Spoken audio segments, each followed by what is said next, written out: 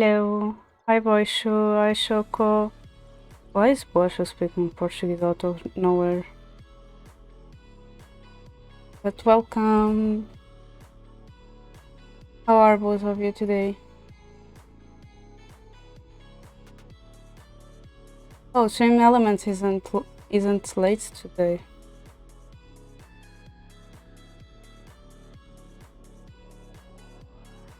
Yeah, get some time to relax. You need it. So I don't know if Illy is going to join or not. I think that Illy said last week that he would join, but I don't know. And Mara said that she would join, but she got something to throw into out of sudden, and she will not be able to join us today.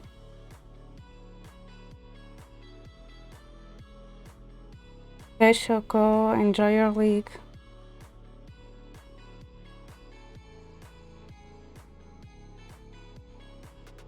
I'm okay. I think. I just hope that my voice will not die today, because Ace warned me last time that I played this game that he would not be able to join. But I don't know about the other ones, so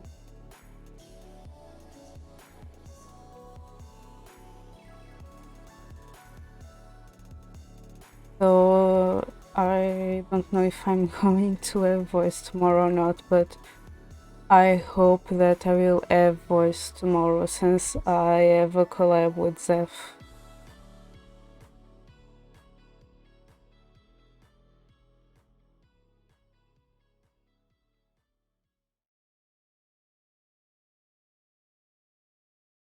No, I think that I will read everything.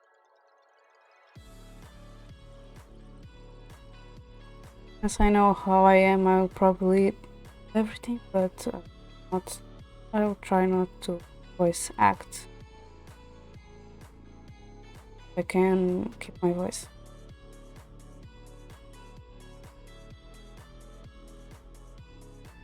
Also, I can't forget to change my game story today.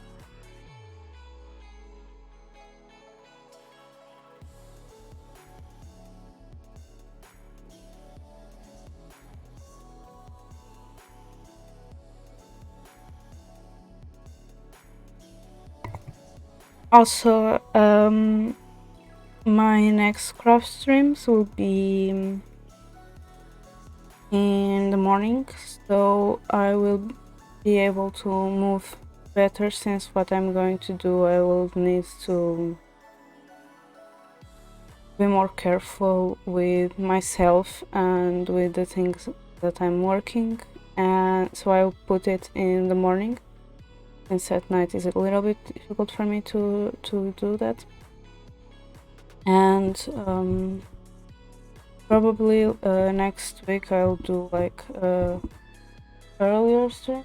At least Tuesday I plan to do an earlier stream, since I have something already planned to do on Tuesday night, and I don't feel comfortable at streaming at Monday, since I have things sometimes on Mondays, most of the time, so that's also why I don't stream that much. Also, I look forward for your Lego building stream tomorrow, so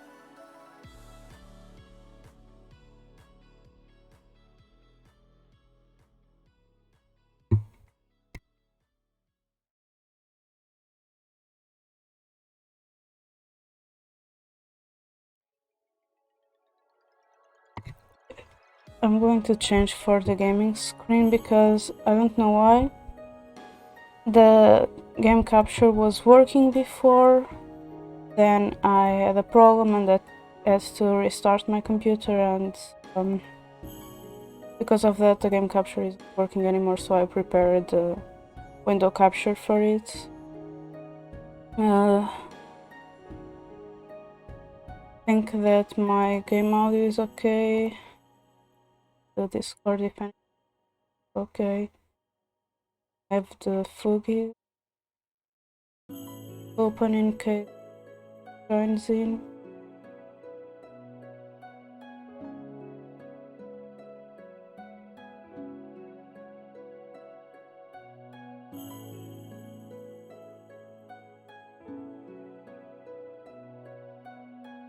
Illy isn't answering, so I don't know. I also haven't seen Illy streaming for some time, so I don't know with him.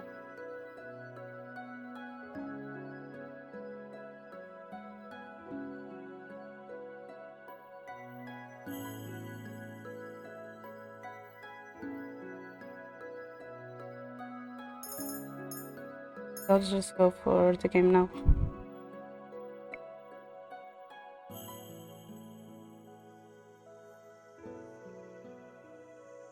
Shoko, can you confirm me if the game category changed or not, please?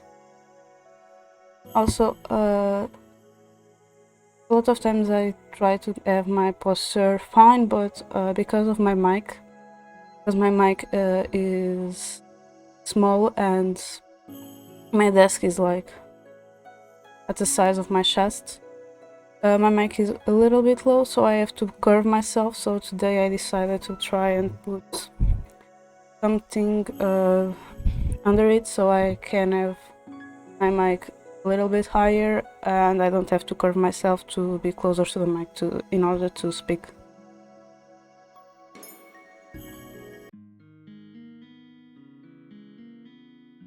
My papers, write my choices.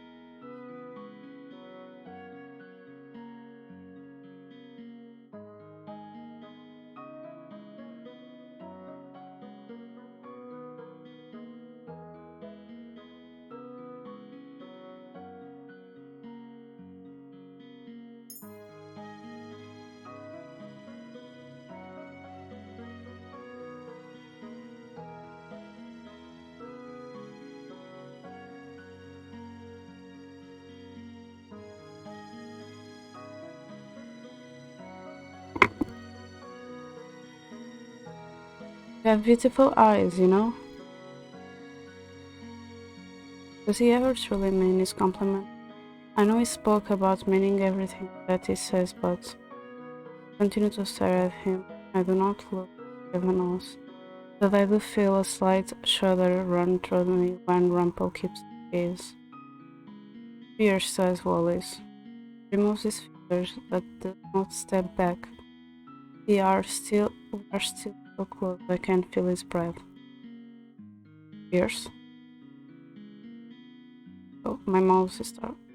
What is happening to my mouse? You know, never backing down from anything, always resisting, always putting up a wall. That's what I.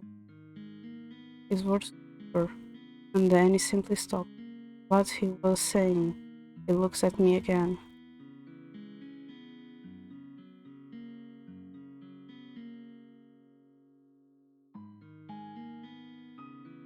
Clear his throat, then starts speaking again. Any case, it's so nice to have you back, princess. I miss you while you were sleeping the day out. You missed me? You have friends all over the Martian. Yes, but no one of them are you. You're special. My heart plunges like a rock. I can feel it everywhere in my body, reverberating. Doesn't feel like my. He lowers his face so that the two of us are seeing eye to eye. forget to breathe as his hands go to my shoulders. Princess? Yes? I inhale sharply as I get a better look at Rumpel's face. Up until now, I have not stopped to look too closely at his features, but now I can't stop my eyes from them in. Whenever you're sick again, I'll be there to help you because I am a doctor, even if I might not. All you'll ever really need is a little vitamin. Hi Val, how are you? How was your studying arts? I was lurking there. I saw that you were art.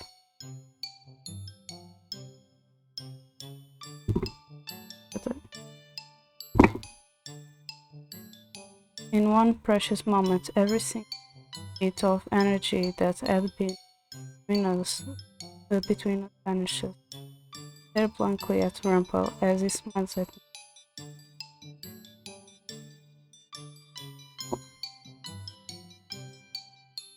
I thought that one was actually good. Rumpel pulls his hands away, defeated. Suddenly strangely upset. What was I expecting from him? What else could he have said? Suddenly eager to look away from him. I look anywhere but at him, and eventually my eyes fall on a piece of paper. I recognize the name printed on the top, along with Rumpel's signature in the response lying next to it. Rumpel moves to stand in front of the desk once more. Ah, that's... You are still writing to Bria. Sent her a letter asking for my old journals, convincing that's where the last of my memories are, but she refused to give them to me. Glance at Bria's letter. My eyes stuttering the words, I make a mental note of the address on the envelope. But don't worry, princess, I'll figure it out, but for now... Wishes for me, but I back out of the way on his hand. I have to do this now, while the address is still fresh in my head. Just remember there is something I need to do. But princess, I'll see you tomorrow. I pause at the doorway to glance at Rumpel. See you tomorrow, princess. Sweet dreams. Good night, Rumpel.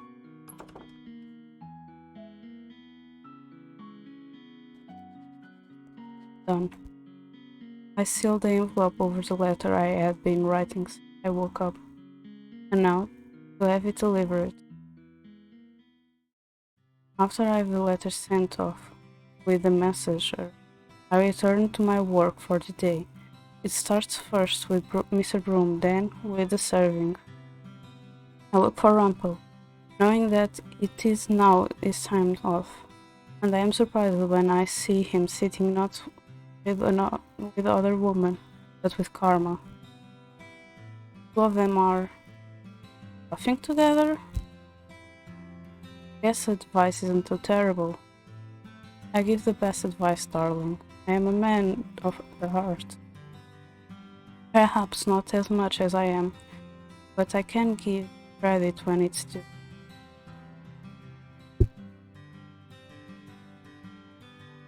What are you talking about?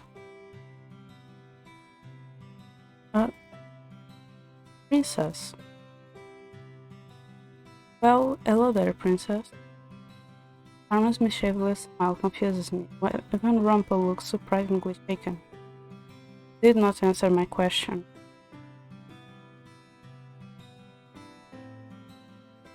We were talking about matters related to the art.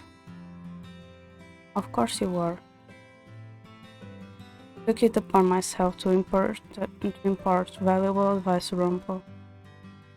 You are giving Rumpel advice, even though you, you two are always at each other's throats? Ah, even the bitterest enemies can become beloved friends. All it takes is a shared interest. I have no idea what you're talking about.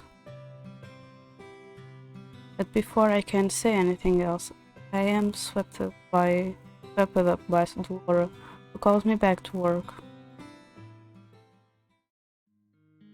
The day goes on, and soon it is almost my break. I go to the front to see if the messenger was returned yet. Oh, Princess.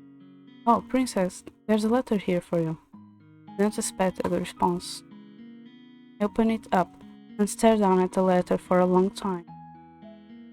Writing love letters to a secret lover, Princess?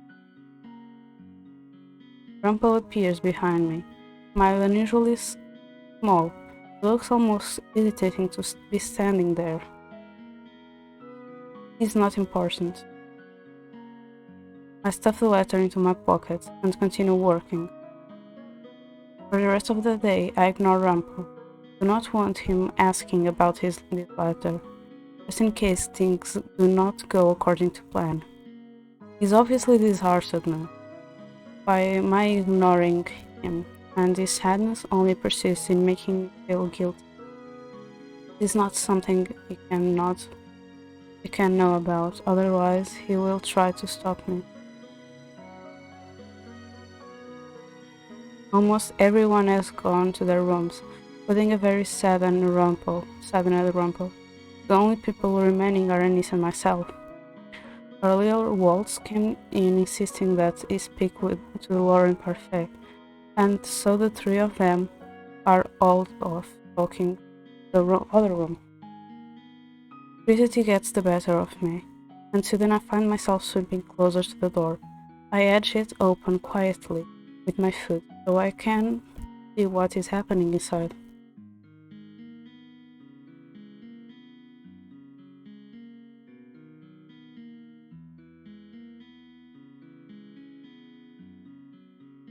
I did not think he was still alive. Very troubling. He must have used the glamour. The fact that I didn't realize it was him, that I...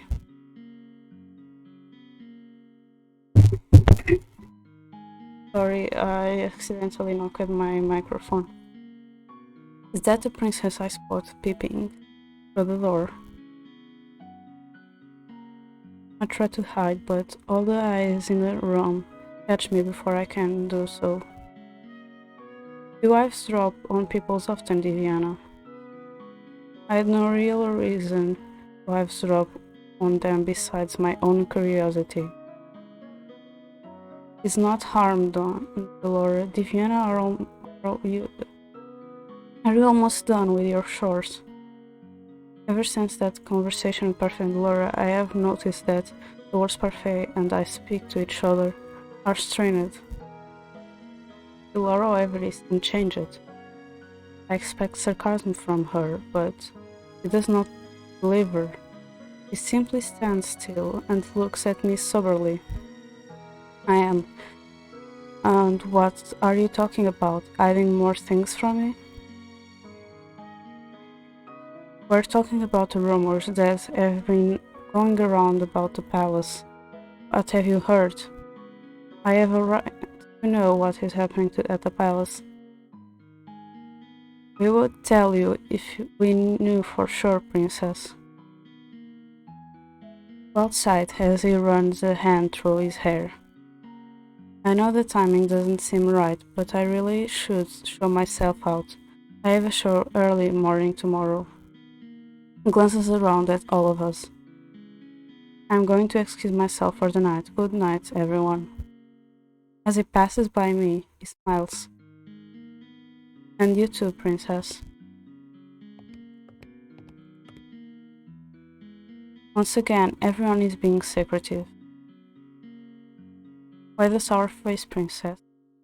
Are you worried about what happens to the people in the palace you care nothing for? Laura? Hey, that was uncalled for.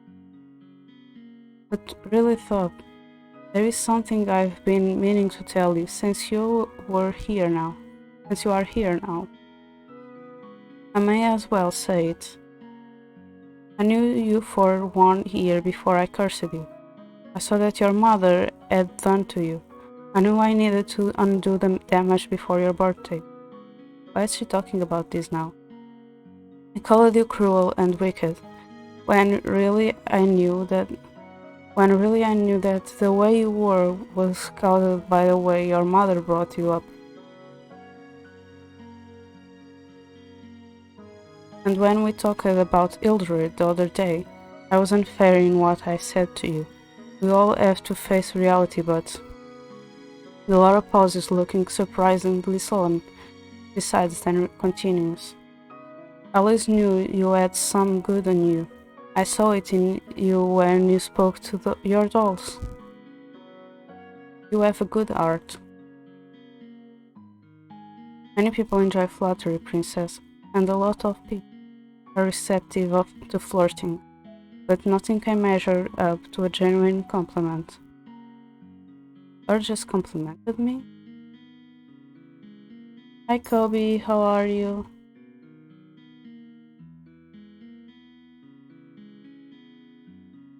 Go rest if you need.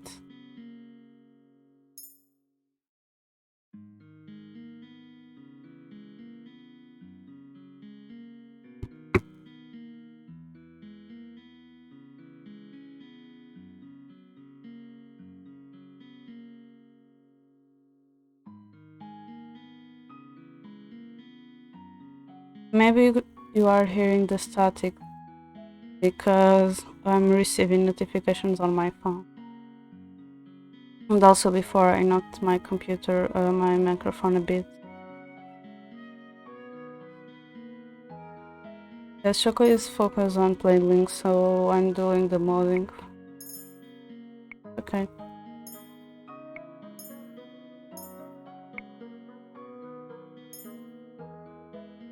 His lord just complimented me. I feel surprisingly light. Who was right? A genuine compliment does make me feel good, but does she truly mean it? Still no thank you, huh? Well, we'll have to work on that. Laura. What? Hi Googly Head, how are you? Thank you. Have a nice rest of the day.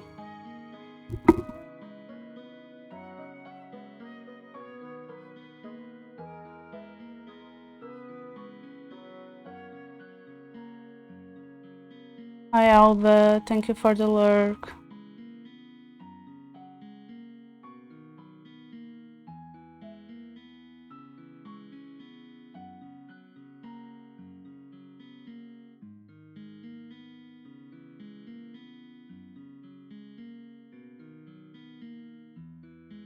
And I don't know how to say your name because your last letter in the first word is E. So, hi stranger, how are you? I just started. Myra had something coming up, so she's able to join. Ace warned me before that he wouldn't be able to join, but I don't know about Illy. Because Illy said he would join, but he didn't answer me yet, so I don't know. And Zeph has a collab with Stella as well, so he isn't joining as well.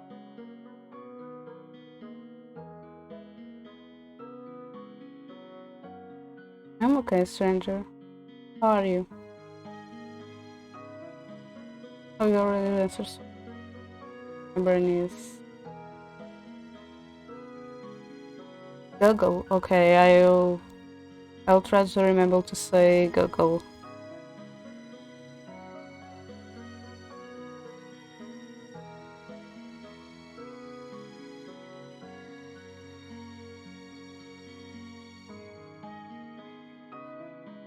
Okay, Kobe. You also need to rest.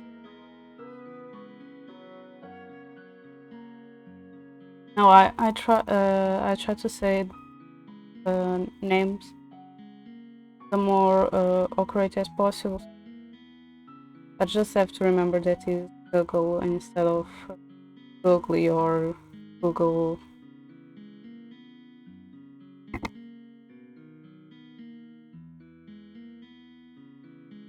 You always bring the mood, don't you? It's so wrong to get my hopes up when all I want is for the princess to thank me once. Thank you for the egg, stranger.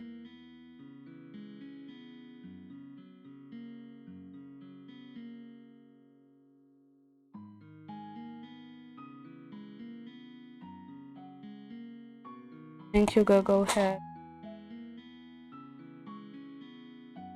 Nice dress of.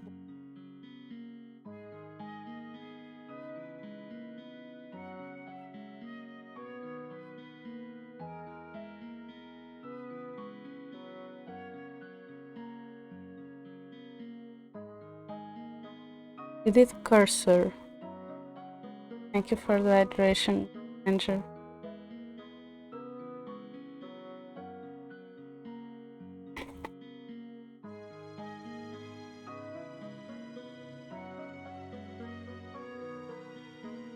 You did cursor.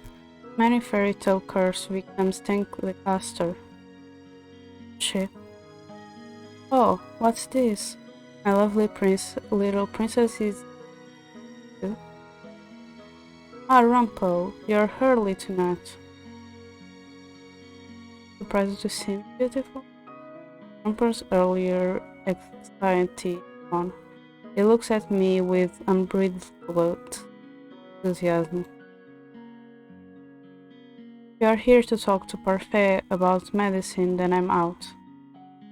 Viviana, you should leave too. Well then, sleep well, beautiful maidens.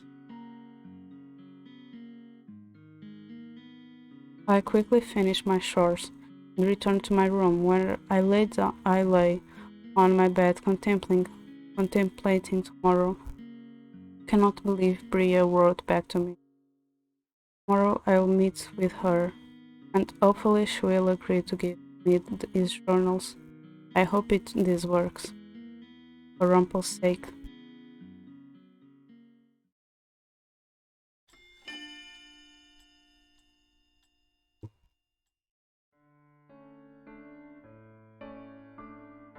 Today I am outside by myself. I think if Orfeo or Delore knew, they would do worse than scold me. I shuffle uncomfortable as I sit at the little cafe Bria told me to wait for her at. Part of me is already convinced that she will not come. When I wrote her that letter, asking for Rumpel's journals, and she responded so easily, I was a little suspicious, but this is really the only chance I have. The only chance you left have at what? Bria appears in front of me, not looking altogether unpleased, but still not smiling. Nothing. I do not like her, but I will have to play nice if I want to get Rumpel's journals back. Thank you for meeting me out here. Bria takes a seat in front of me, her expression still flat. You asked me in your letter why I was refusing to speak to Rumpel. And then you told me you wanted to meet with me, find out why. You wanted the journals too, don't you? She reaches into a bag and pulls out a few journals that I assume are Rumpel's. So she does have them. I know in your eyes I must see the villain, but I am not the only one at fault in this relationship.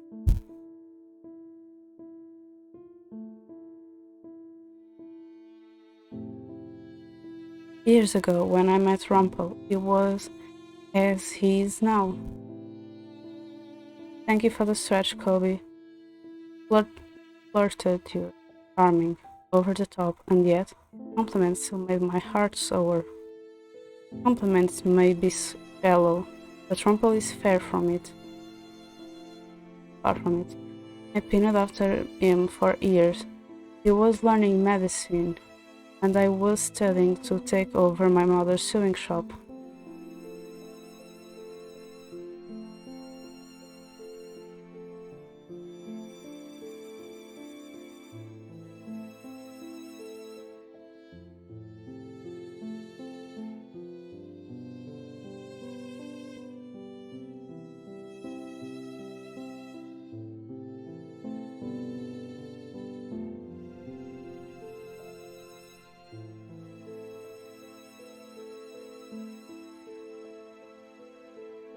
Sorry, I had to stretch.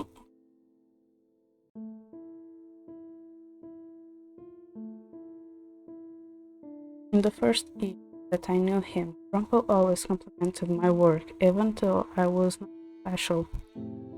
That we do trades off. When we started dating, he would offer me flowers and trinkets, and in exchange I would sew him some article of clothing. I just stretched, but thank you for the reading. I will stretch again.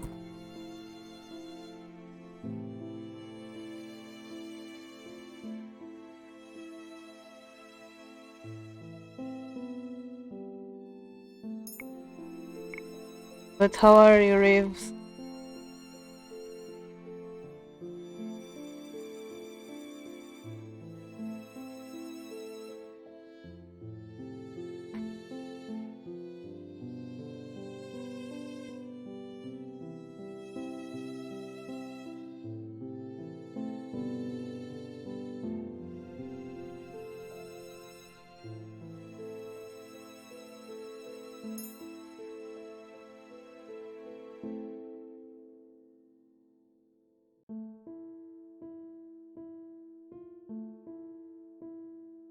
You're welcome.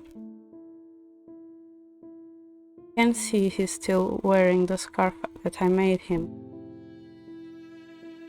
I don't know, it appears to me that I sent it first, but on my chat here in this corner, it appears that your message went first.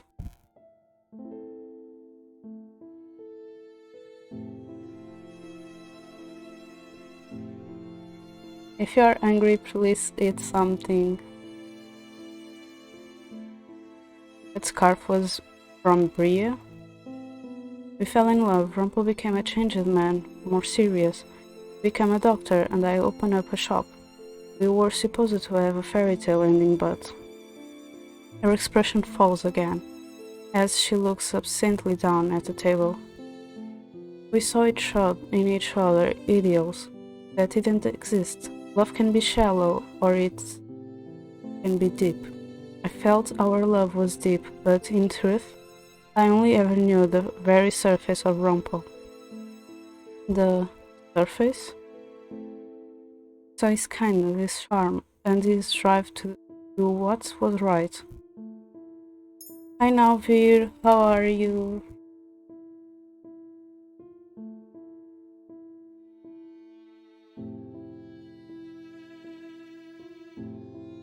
Have a nice dinner, Navir.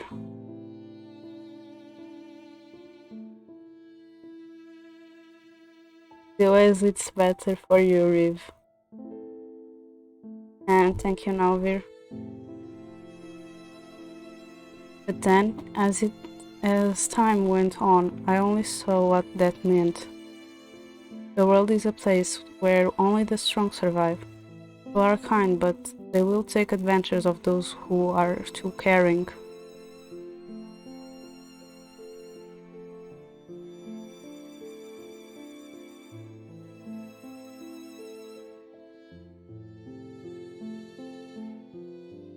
I knocked my microphone, so I don't know if that may be the problem. That was me knocking the microphone earlier, so let me just check it out.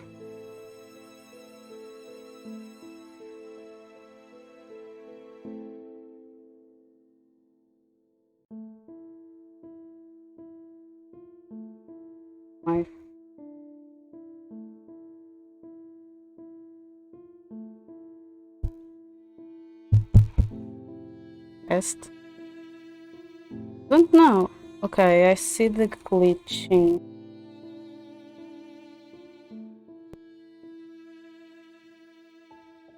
I don't know if now it's better, because sometimes it connects and disconnects.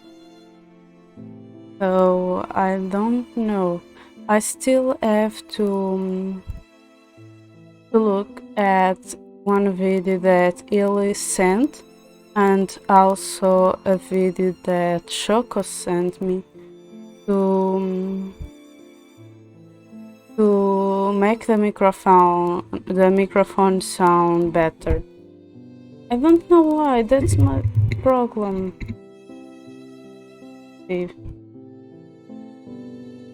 Because I feel like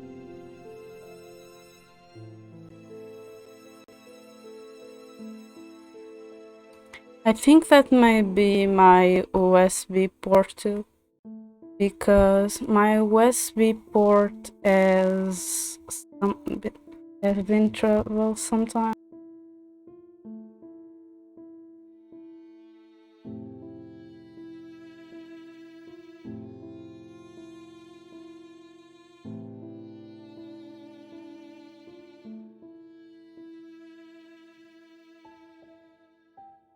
And disconnected. I hope that is better now.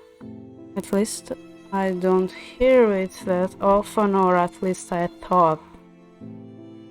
Because I put the microphone so I can hear what I'm speaking, and I don't know why this is doing this.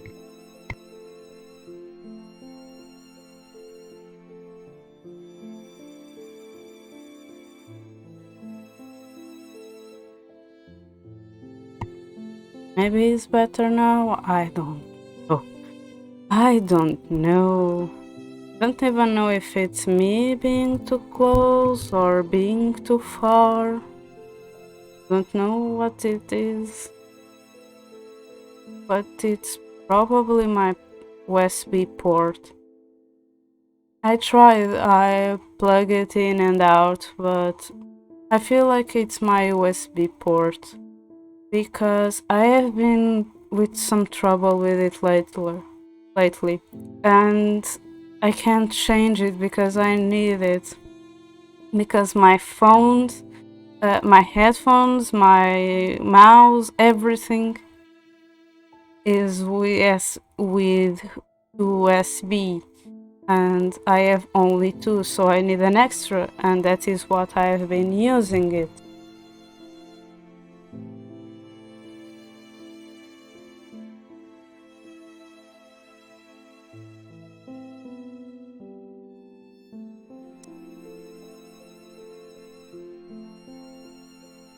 Okay, have a nice dinner.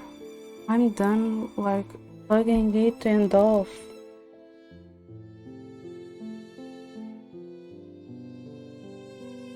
Stop making that noise. It's even bad for me. Okay, I don't know what to do anymore. I'm trying my best.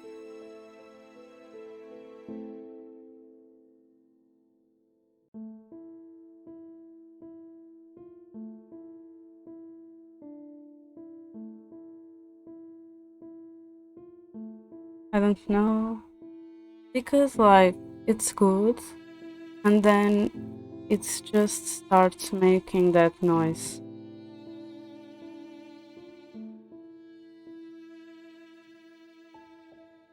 Like if I fix it, but I didn't fix it, so I think that I'm going to continue. I don't know, this is make me really happy, and I'm pretty sure that is my USB.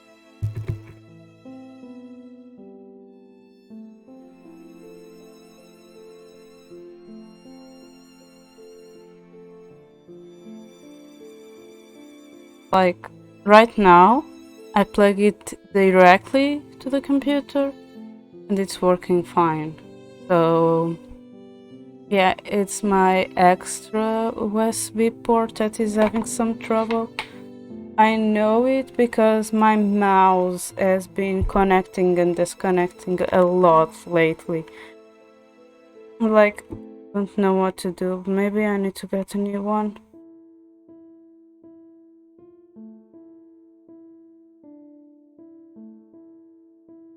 But like right now I need to use my mouse, so I need to plug it in. I can't do only the mic and the headphones in.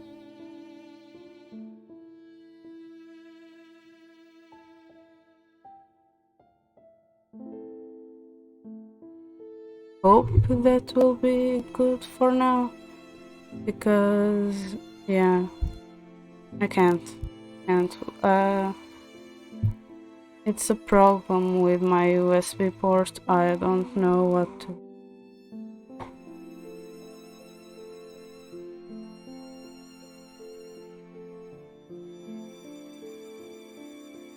So I try to move it. I don't know if that will help or not.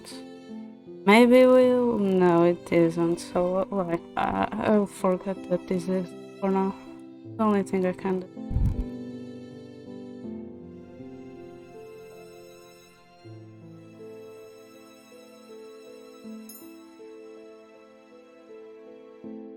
Those sound like mother's words.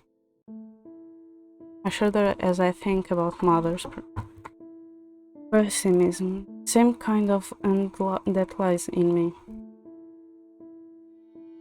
It is a realistic way of looking at the world, but it is also so dismal and cloudy that it is impossible to see any light within it.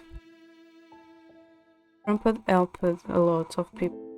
Many of them were wonderful people, and I was always happy to see him so much. But then he started putting other oops. But then he started putting other people above himself, and because he lived together, that meant me as well.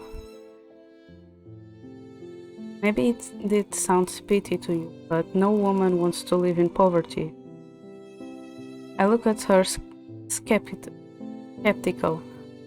in the back of my mind and remember the convenience of luxury, of so much money, and then recall the feeling of living poor on the street and flinch.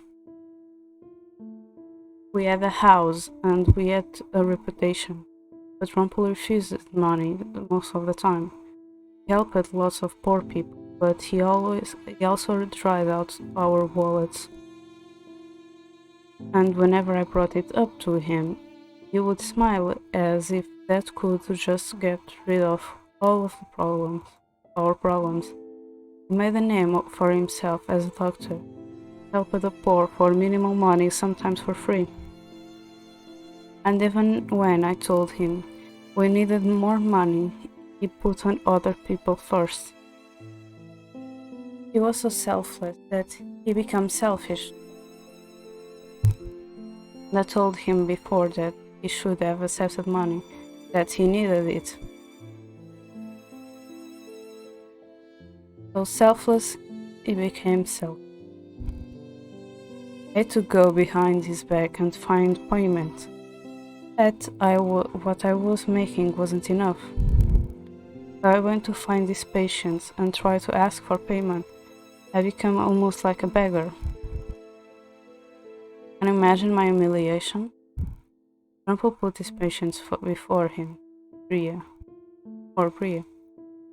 I was convinced that he didn't love me, and my love dwindled for him. Our relationship became strained.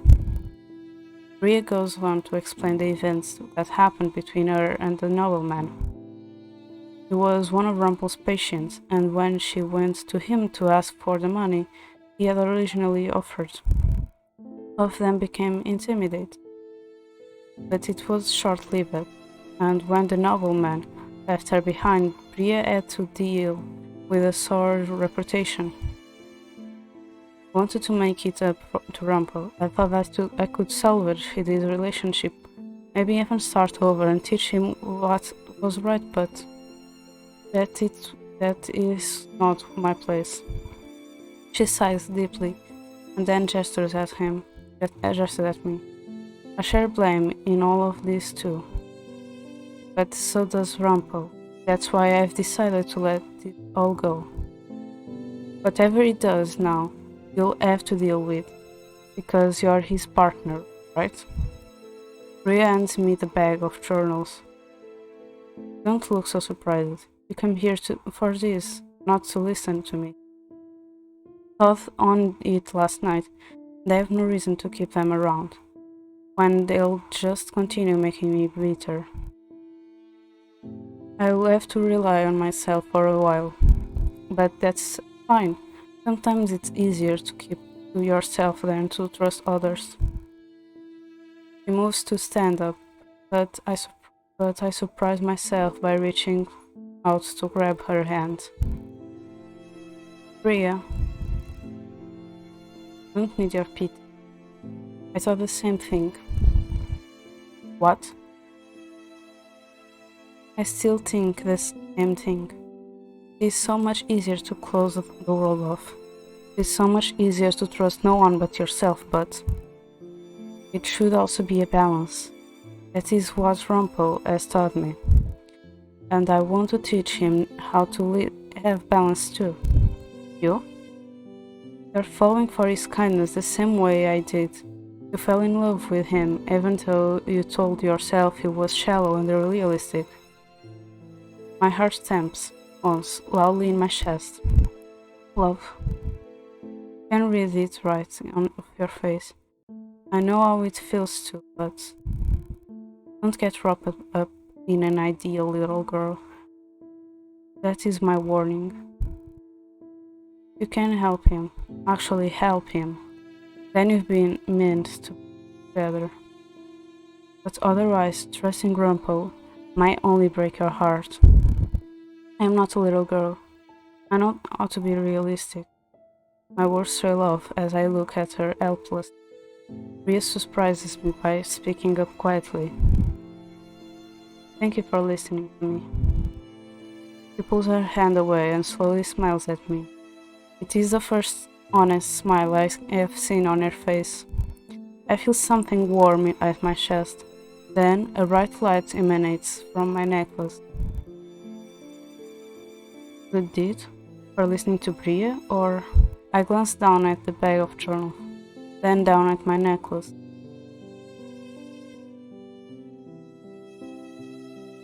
Touch the pendant. The new piece brings a brief smile to my lips. I have 2 good deeds now. Only one more and I can break my curse. Magic? Is this another fairy tale curse? Yes. The name was Diviana, wasn't it? Rumpel talked about you fondly. I hope that both of you break your curses. Good luck. Rhea walks away, leaving me by myself in the town square. My mind swirls with everything that she just told me. Still cannot believe myself to like Brie, but I feel more closer to now. But now something new plagues my mind. How could I fall in love with someone like Rumpel? The more I say it, the more it becomes a certainty, but rather than fill me with joy, it only makes me more confused. I cannot think about this now. I turn on my heels, to head back, and bump promptly into a man. Oh, sorry, madame. He smiles at me and then keeps walking. There after him, feeling slightly uncomfortable. With the mask and the cloth, the man reminds me of a performer. I make my way back to the Martian, with a bag of journals, still struggling to keep my mind from wandering. Every time I think about Rumpel being so close to me or his kindness toward me, I feel jittery inside. Despite everything that Bria said, I cannot stop these feelings. These feelings are annoying. Yet, even as I think that, I know it is not the full truth.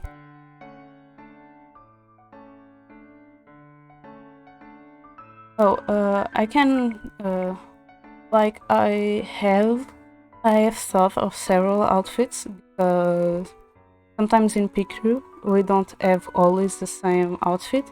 So, my PNG actually has more than one outfit, but I can show you the outfit. Yeah.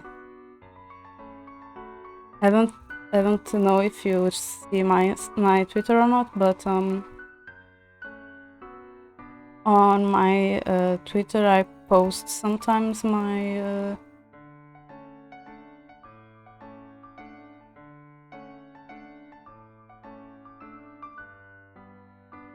wait, where is this? Shouldn't be here. So let me. Yeah. So I thought of my main outfit like this, but this shirt. I don't know if you can see my mouse or not, but the shirt isn't like this. Like sorry, but this hair has booba. Most of the pictures don't show booba, but this hair has booba. So I have a white shirt, a big black skirt, brown shoes, and white socks. And like my hair is orange, but like I said, most of the pictures don't have any, or most of the things. So when I can't have orange, I normally go to red or pink. My hair, ears, and I always try to put a little bit of hair like this in the middle. So there is this. Let me show one with like the normal type of. So I can have it. I can have it like this with the prickles, or I can go like.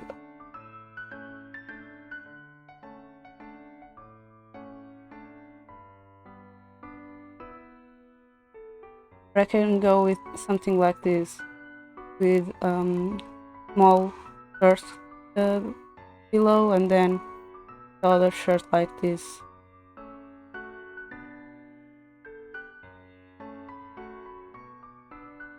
And also another type of clothes that I opt sometimes on Picrew is this one, like a brown shirt, then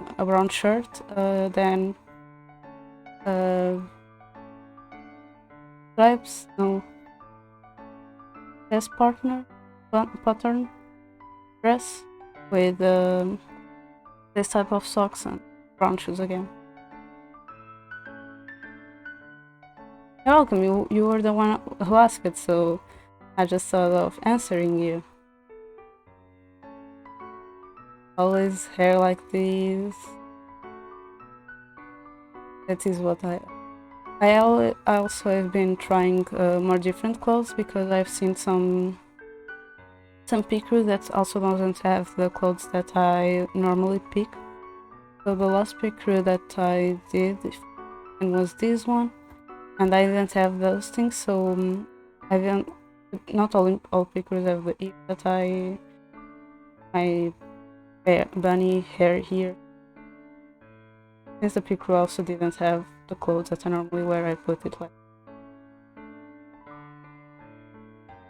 I always try to, if I can, put like some moon and star stories, because that's also part of me, my character.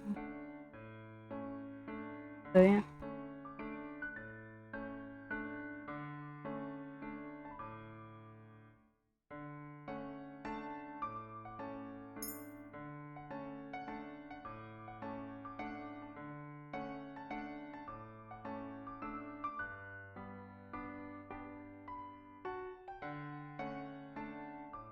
I want to search from.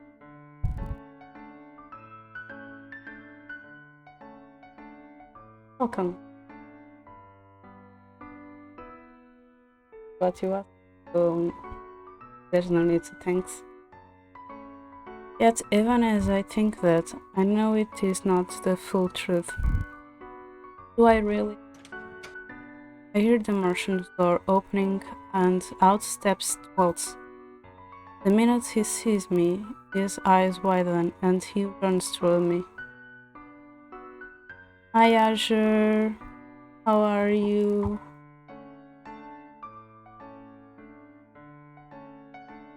Thank you for the hug and the care package redeems.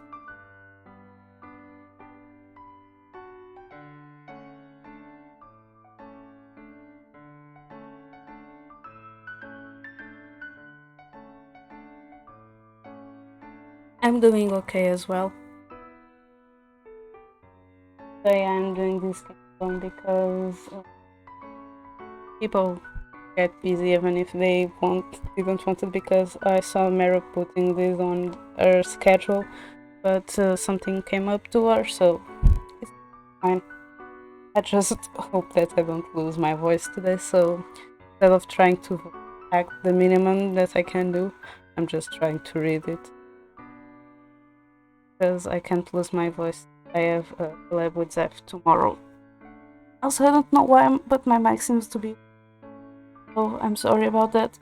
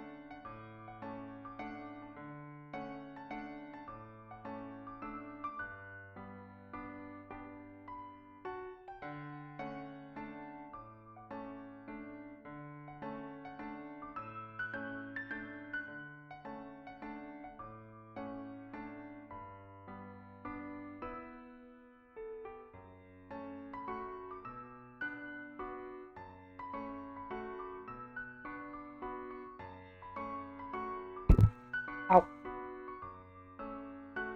Bumping into...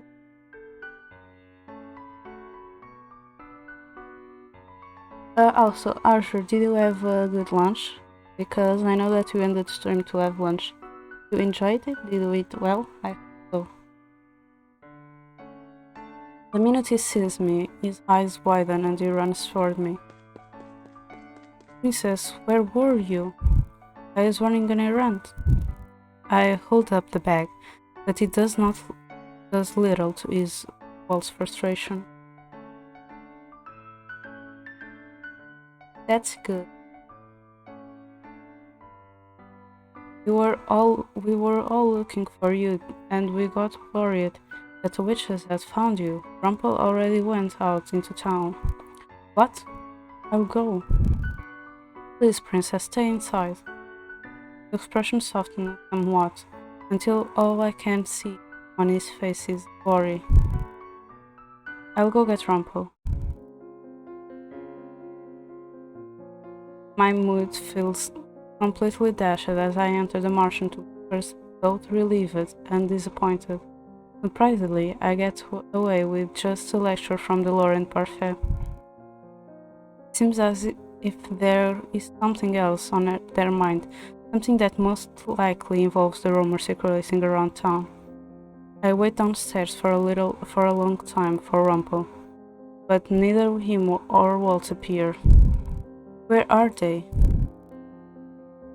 I retire to my room later as I await for news. Walt eventually returns, saying that Rumpel is still out because he had things he wanted to do. I have no idea what that means, but it unsettles me. Should I go find him?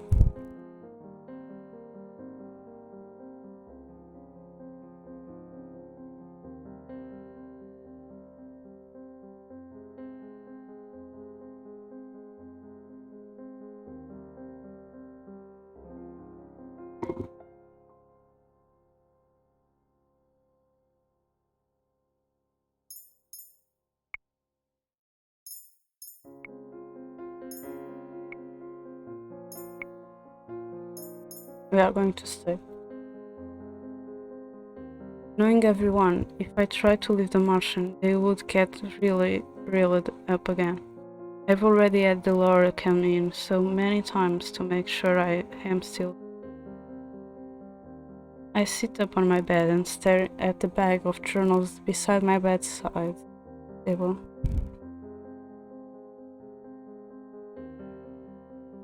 And here I was looking forward to giving those journals to him. I'm still here, Laura. Rumpel stands in the doorway. There at the bouquet he has in his hand, wondering where he caught it, and what it might be for. Ah, there she is, the wonderful Princess Diviana. I was worried you had come and gone with the wind again. Free spirit that you are. I stand as he steps into the room. I'm glad to see you back, Princess. I'm only sorry that I couldn't make it back here any faster. I had a few runs on my own to run in town. Rumpel holds up the bouquet with a glittering smile. Like buying these flowers for the girl that I really like, for instance. I stare down at the beautiful bouquet made up of white lilies. But the appearance slowly leaves my mind as I think of what Rumpel just said. Bought them for a girl he likes, not for me. My heart feels as if it might be pierced through the throat with something sharp. My breath escapes my throat, but I cannot bring myself to inhale it again. Rumpel looks at me in alarm. Diviana? I nudged him out of the way and walk past him. I make my way to the reception area where I collapse onto one of the couches and sit staring blankly at the walls. Feelings inside of me are too much all at once. I tell myself they do not make any sense, and that the way I reacted to what Rumpel said was pitiful. Yet I still I cannot stop myself from feeling small. I sink into the couch and close my eyes, willing away the sound of my rapidly beating heart and the tears stinging the edge of my eyes. Not weak, I will not cry, Mother told me. But the thought of Mother makes the tears worse, and soon I am sinking even further into the couch, trying to hide my tear-chastened face in my hands. Mother, Ria, did the same thing. Both see the bad in people, and I do too. I've seen the bad in them. When I was on the streets, no one in the GLH showed kindness. People will never show you kindness unless there is something in it for them. They will never feel student warm as arms wrapped around me. I recognize the sensation, the warmth, the comfort. It is also comforting, so soothing. I must be the worst person in the world to take such a beautiful lady cry as in that I must atone for. My body stiffens, but I do not pull away. I listen to the sound of his heartbeat against my ear, and slowly but surely my crying dies away. My eyes are sore by the time I finally manage to still the tears. Feel drowned sighs that descend upon me like a blanket, but I will not fall asleep. Slowly I pry myself from the arms holding me. Hello, my love. I messed up again, didn't I? I do not see the bouquet in his hands, but a journal. One of the journals I brought back for him from Bria. You're capable of a lot more good than I am, Princess. Just look at this. He reaches out and touches my necklace. I glance down at it.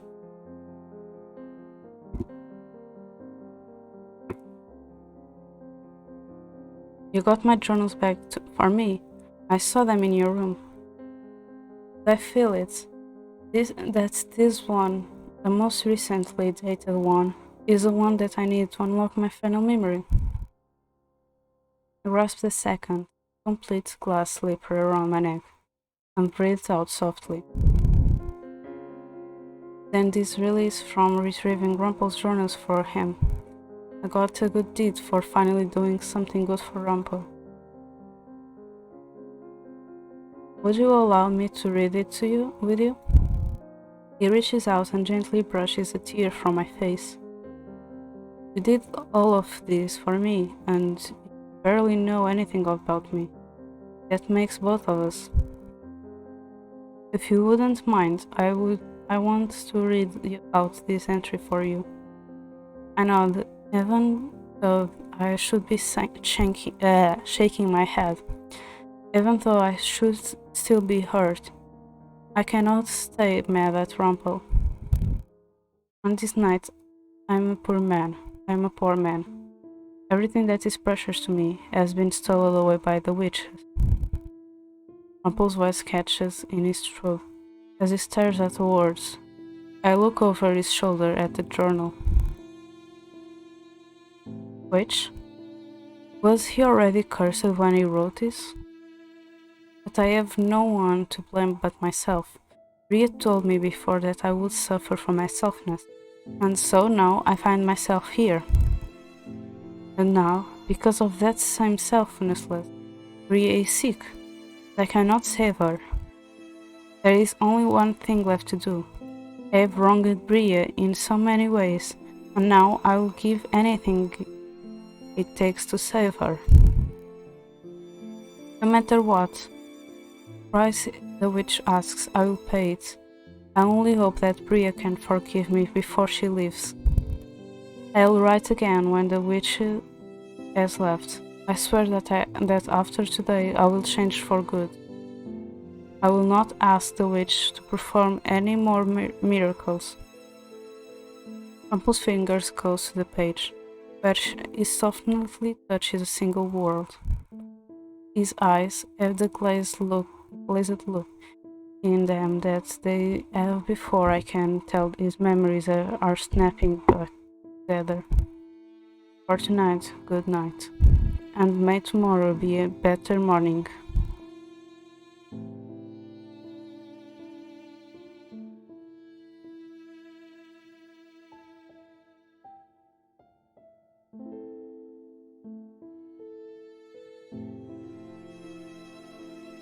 I read the last word.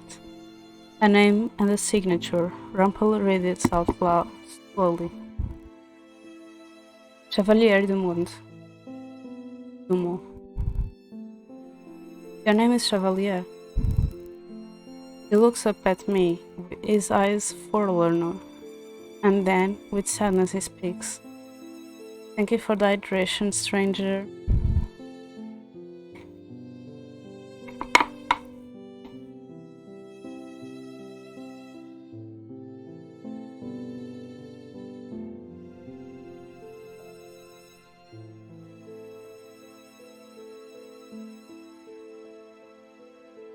I will check it after stream. Illy, you still can join.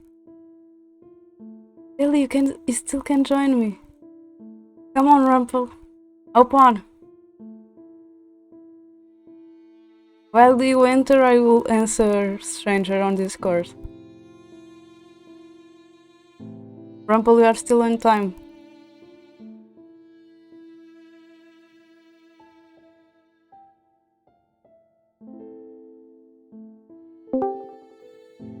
Hello? Hello. Sorry, I got caught Hey. in other stuff. It's okay. I forgot. I was I was just drinking metals in Valheim with my brother, and I completely forgot this Friday. It's okay. I was just wondering because, like, you said that you asked it last week because you thought that it was last week, and then I told you no, it's this week. So I was like, the only person who said that he couldn't was Ace, but Mary suddenly has something, so she couldn't. So I was like, okay. Illy isn't answering, so something may have come Oh up to no! him as well. No. I missed the Discord message or the ping Okay, rather. sorry about it. I will give you chocolate. My assets for today is chocolate from Valentine. Oh, nice, delicious. Do you want a macaron or a hard Macarons chocolate? are so Or a... good. What are they? Oh, we have a lot of them. Let me... I can't... No, I can't. I screenshot it?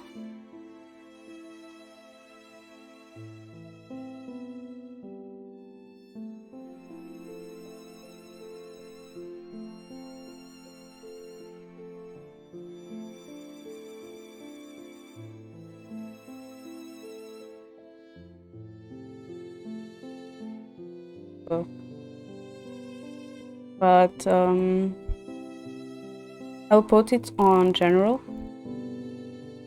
Oh no.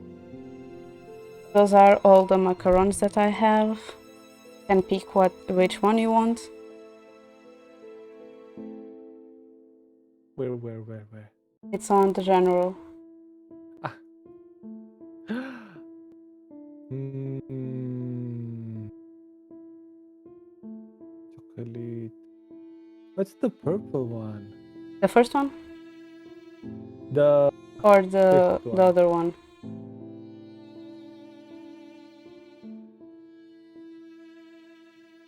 I'm looking for. Wait, what's this called in English? Oh, pistachio, but that should be greenish, right? Yeah. No pistachio in there. Or maybe. Yes, the purple one. That looks like berries? Raspberries? Blueberry, I think. Or Looks more. blueberry? Yeah. Yes, that one.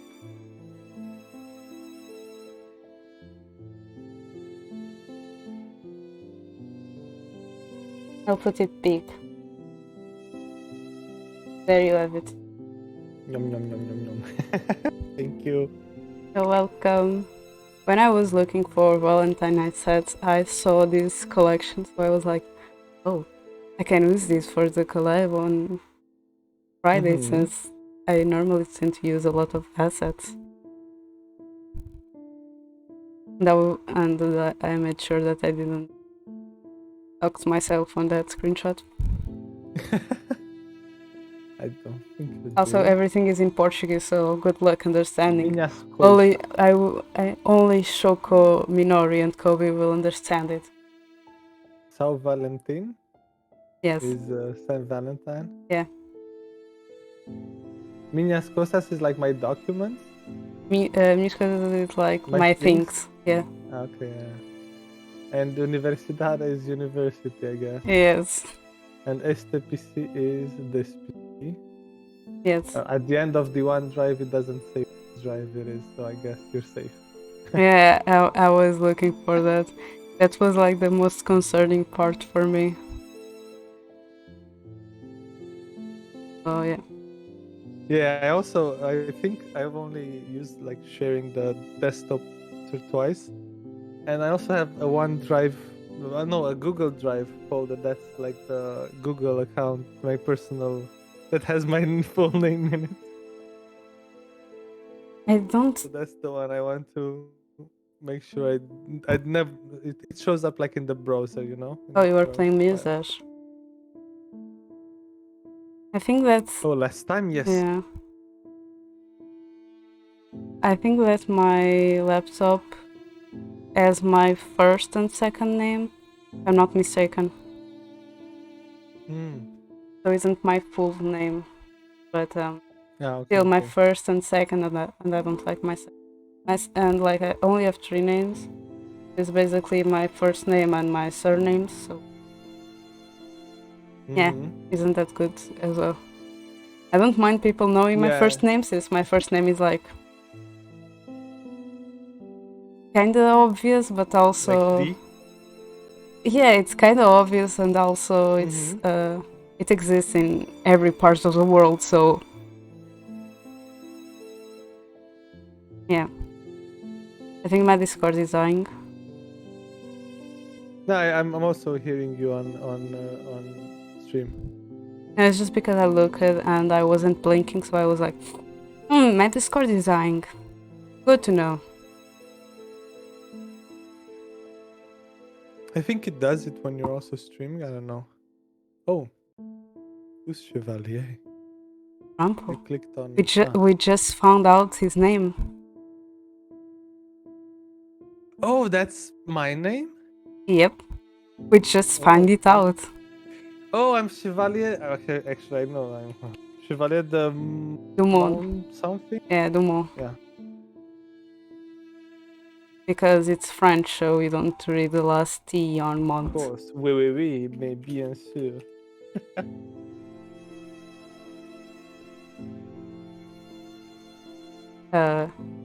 Chevalier? That's right. What was I talking about? It is so strange. It is just a different name, and yet it seems so to change him completely.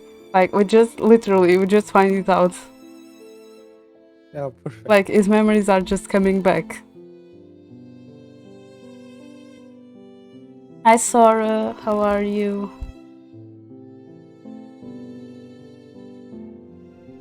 I remember everything now.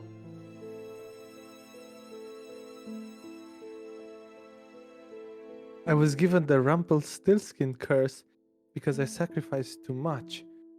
First, it was the boy, the one we saw in the market. I'm okay, Sora. How are you? Oh, we were already. No worries.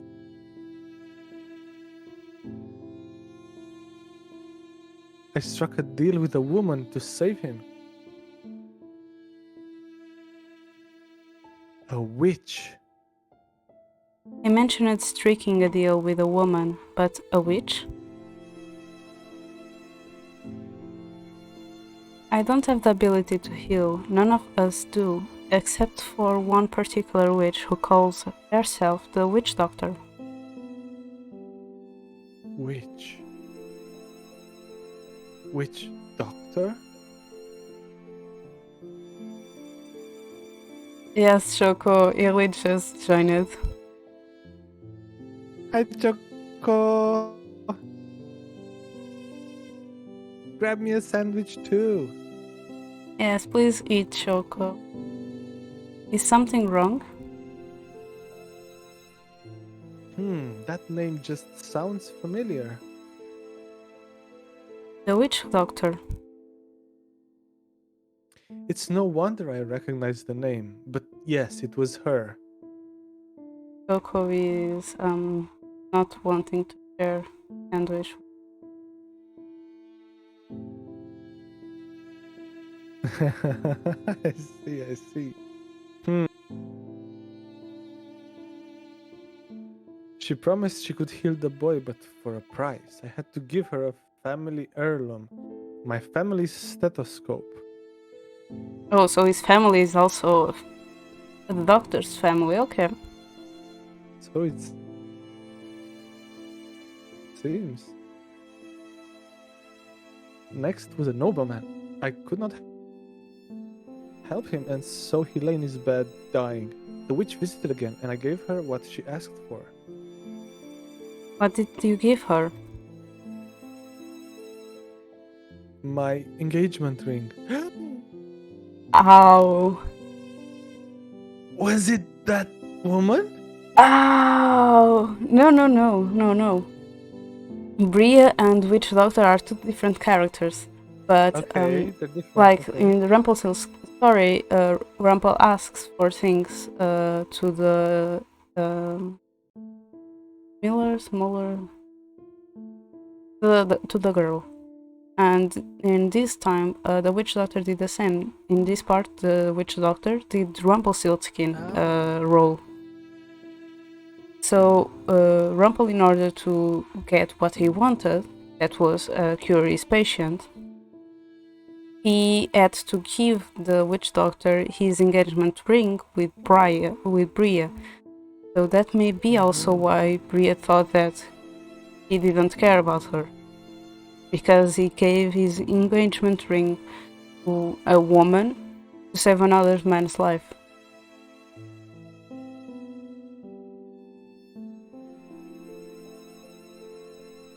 Hmm?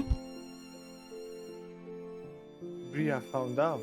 She told me she'd never forgive me, and then she chased the nobleman to ask for the money we desperately needed, and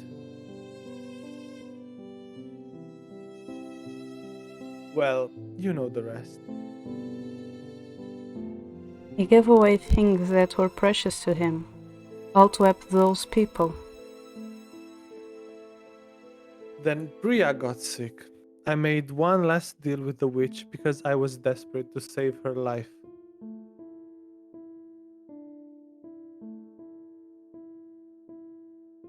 But it wasn't until after she healed Bria that she told me what she wanted. He wanted your memories. I don't remember what happened exactly. I think I panicked because I suddenly lost my memories. I ran out into the alleys, bumped my head on something, and fell unconscious.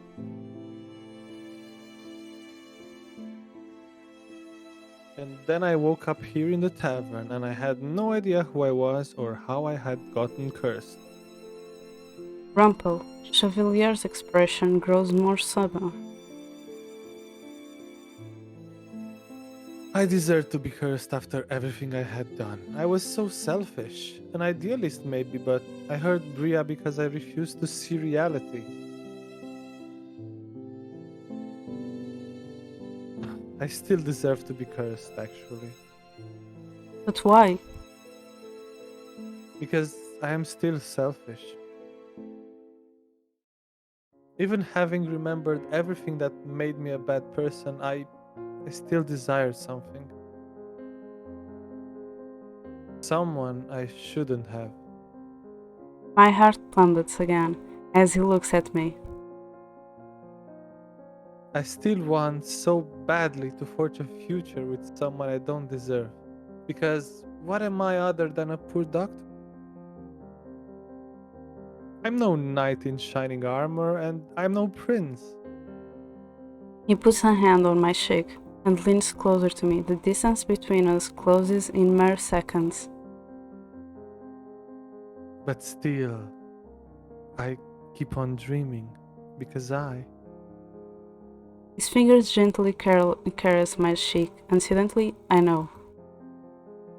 I know what he's going to say before he even says it.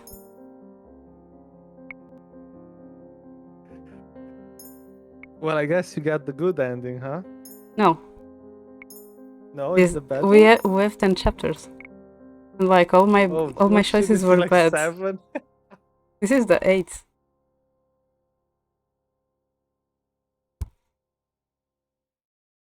Hmm. Like I was fine picking choices until now. I think the last one, right? The lower one. Yeah, it feels like it. Because the first one you're reciprocating, in the other one you're not The thing necessarily is, committing.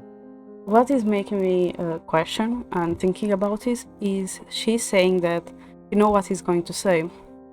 I don't know if she's saying that Oh, he's saying I you have to love pick you, what I'm saying or what you're or saying. if he's going, or if we are thinking love me. That's my question. But I think but still that this is makes what me you're saying, right? This would be your line. yes, but like it's our line saying what he's saying. uh I think the But even lower though one. that is like this, I still feel like the second one is the better one. Yeah, I think so too.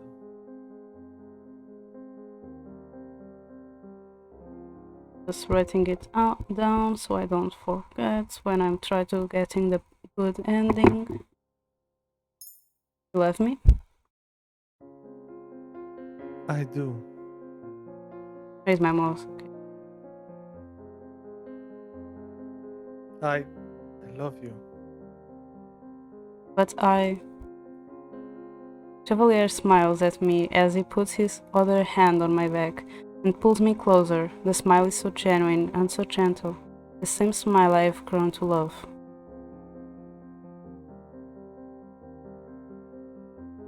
Whatever words I had been meaning to say die in my throat as he leans forward and gently places his lips on mine. I feel more grounded than I have ever felt before, but I also feel like I am flying. I just remember High School Musical. I set my hands on my chest and flex my fingers into my shirt. My skirt. Was it shirt or skirt? Shirt. He runs his finger gently down my face, then down the length of my neck. Still feels too short, yet I am still breathless when Chevalier pulls me away from me, just enough so that I can see his eyes. I love you, my sweet princess.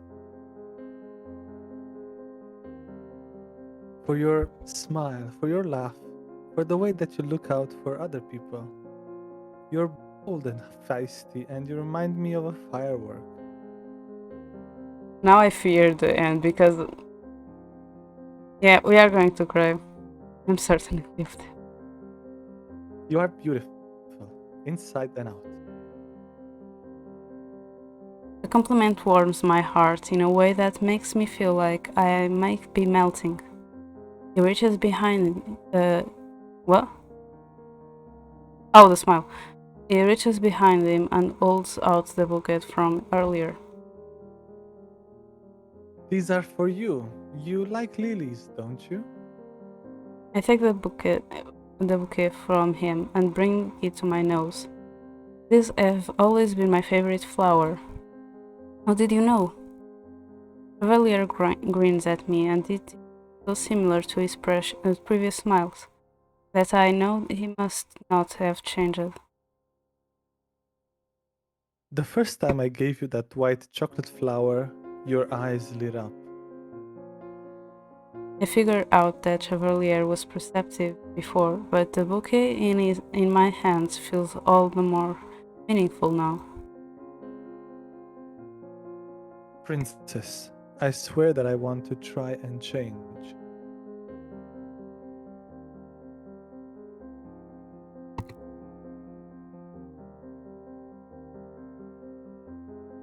You should do it for yourself too. For you.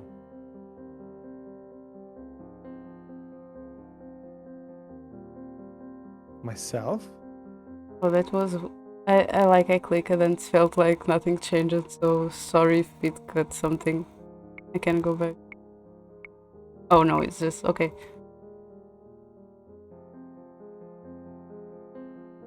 You'd spoil yourself more too.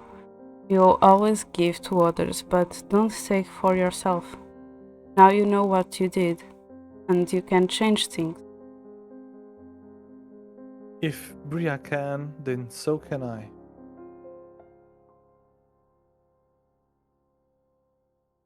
I went and spoke to her when I was in town today, while I was getting the bouquet as a gift for you. We had a talk about moving on. I didn't understand it fully, and I don't think she did either, but we've both agreed that we should. So I'm going to change what I can, Princess. And I promise that I'm going to help you break your curse just as you helped me break mine. All the good things I have done are for you. That's true. But you've done a lot of other good things too, even if they may not be big enough to count for your 3 good deeds.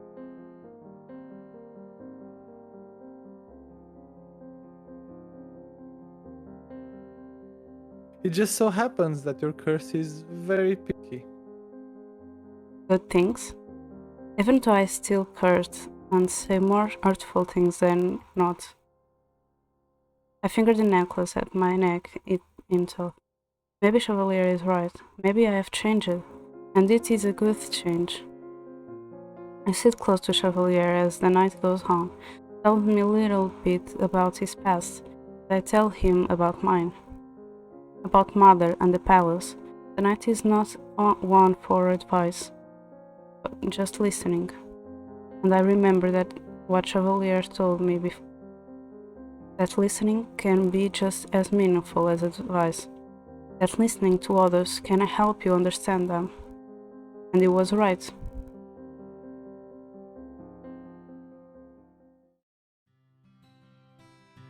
Princess, are you okay? Oh, if it isn't the princess, are those dark circles under your eyes from a romantic night out?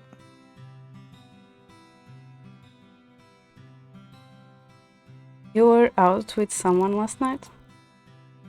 No, they are from being awakened up early by the Laura to the shores. Laura grins at me from the other side of the bar, but says nothing as she goes back to the conversation with another boarder. Darling, you are no fun at all. You must tell me what happened last night. Last night? Did you like the bouquet? How do you know about the bouquet? Why? Because it was my suggestion. And Chevalier was asking Karma for advice. It was about me?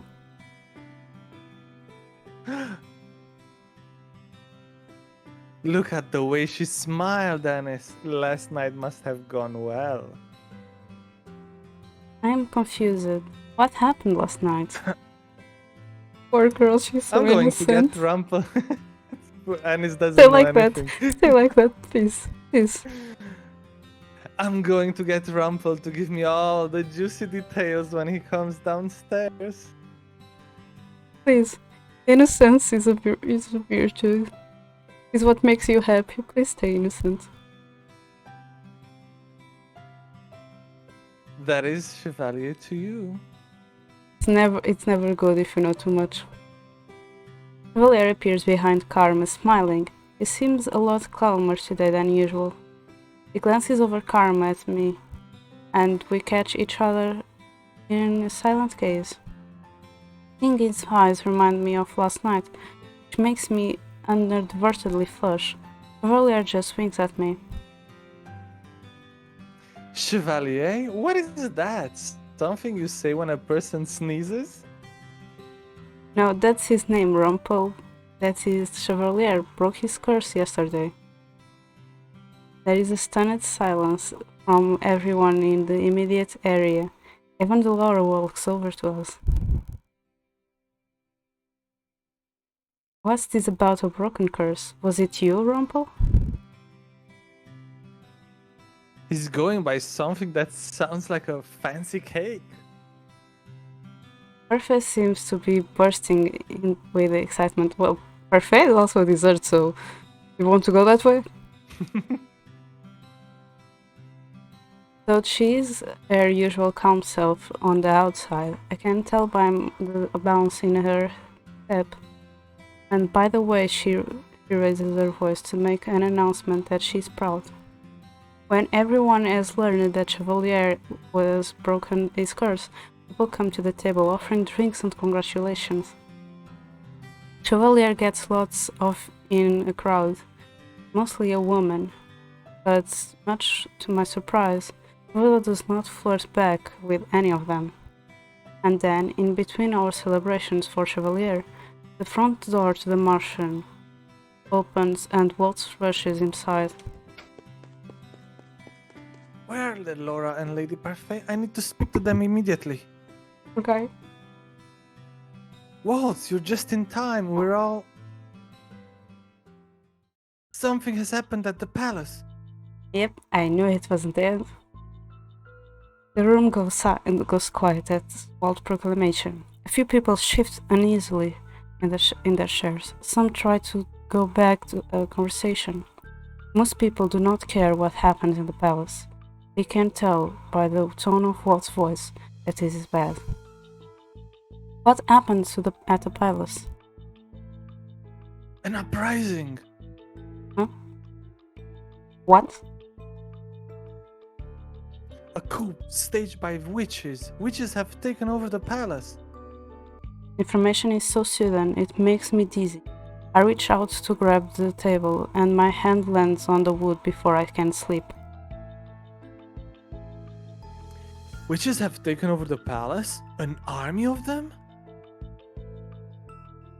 No, only a few. Tyrion strides across the room, followed quickly by Garland.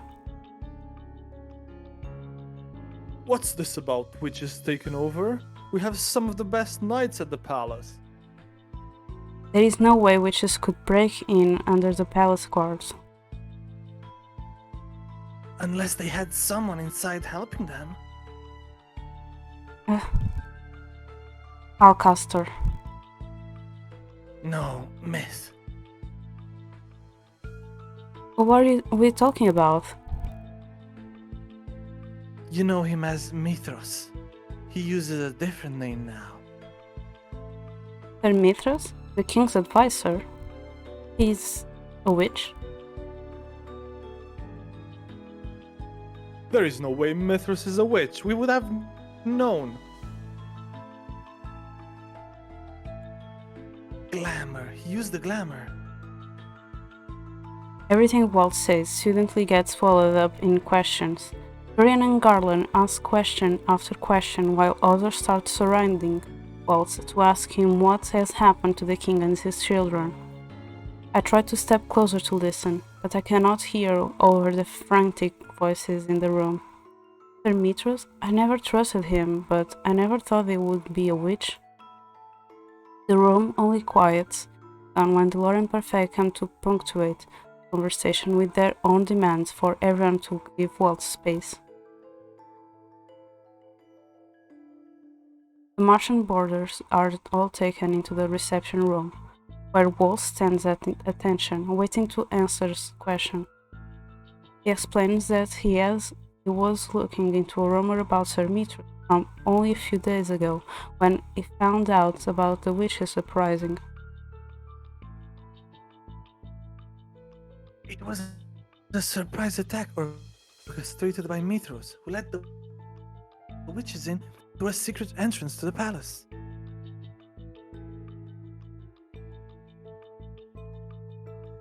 Algaster was killed during the uprising. Many knights were injured and are currently being tended to in clinics and hospitals around the town. After his explanation, I feel even worse than I did in the main room. I stare at Walt at a loss. What of Fritz? Fritz? Alcaster's son. Fritzerald. He was my personal knight. Sir Alcaster was killed during the uprising. Where did that put Fritz? Was he working with Sir Alcaster or with Sir Mithras? Did he escape? I'm sorry, Princess. I haven't heard anything about a knight named Fritzerald. Was he killed? The thought makes my heart plummet. No, Fritz could not possibly be dead.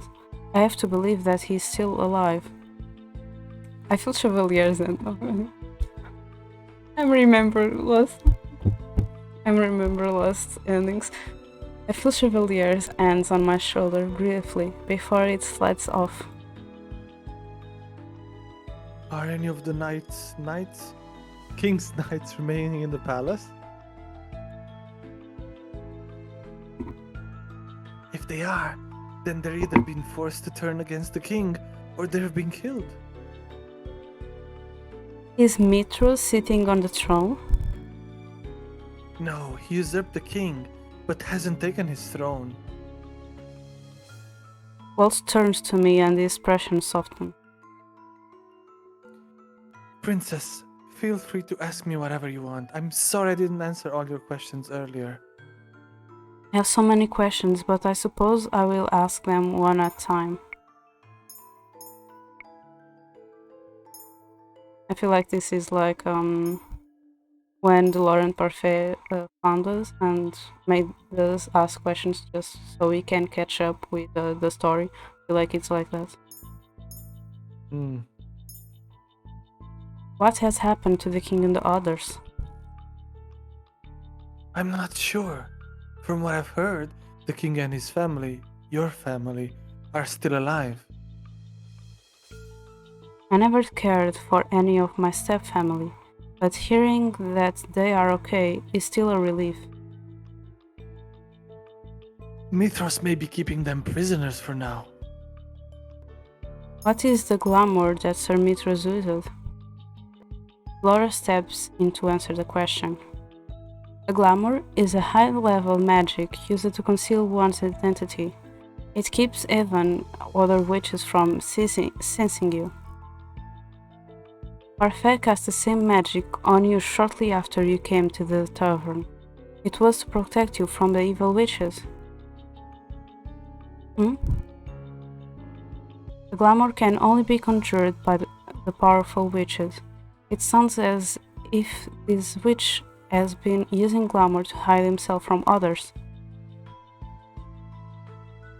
I'm just going to check something. Wrong tab. Wrong tab! Okay. Do you know Matrus?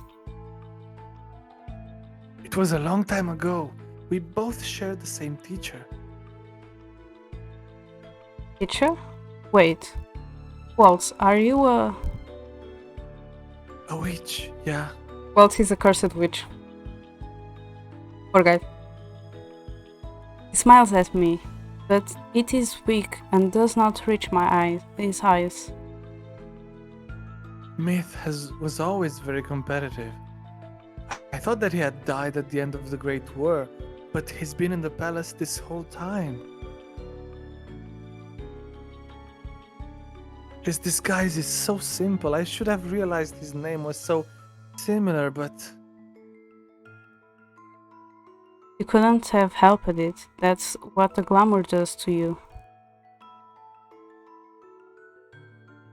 maybe if I wasn't cursed, if I had more of my magic, I would have been able to sense him. Who has claimed the crown? As of right now, no one. The king's been kicked off the throne, and Mithras has made a public announcement about usurping the throne, but he does not call himself king. Is he trying to win the throne over for someone? Myth has no one left. He was obsessed with our teacher, but she is gone.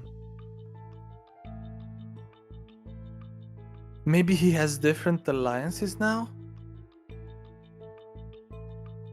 Parfait's eyes look distant as she stares dismally down at the ground. If my curse were broken, I would charge in right now and destroy him. Walt's expression becomes so dark it sends a shiver through me. It isn't like Walt's to look so angry. We need to come up with a plan. Even if you weren't cursed, you would still not be able to defeat Mithras when he has other witches with him. Witches are trickier to handle. Can't just be plunged through with a sword, eh? Thank you, Sora. Have a nice rest of the day. I agree with Karma. If all of us go in with swords and shields, we should be able to take the palace back. This is what we've been practicing for. Practicing? Even witches will die if you stick a sword through their heart, won't they? But getting to a witch who knows where you're there is difficult. I must do something.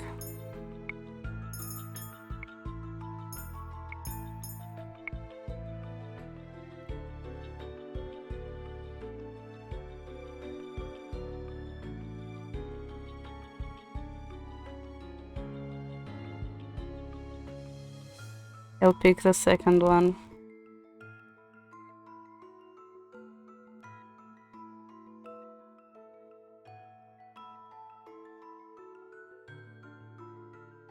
The second one is a bit more passive, I guess.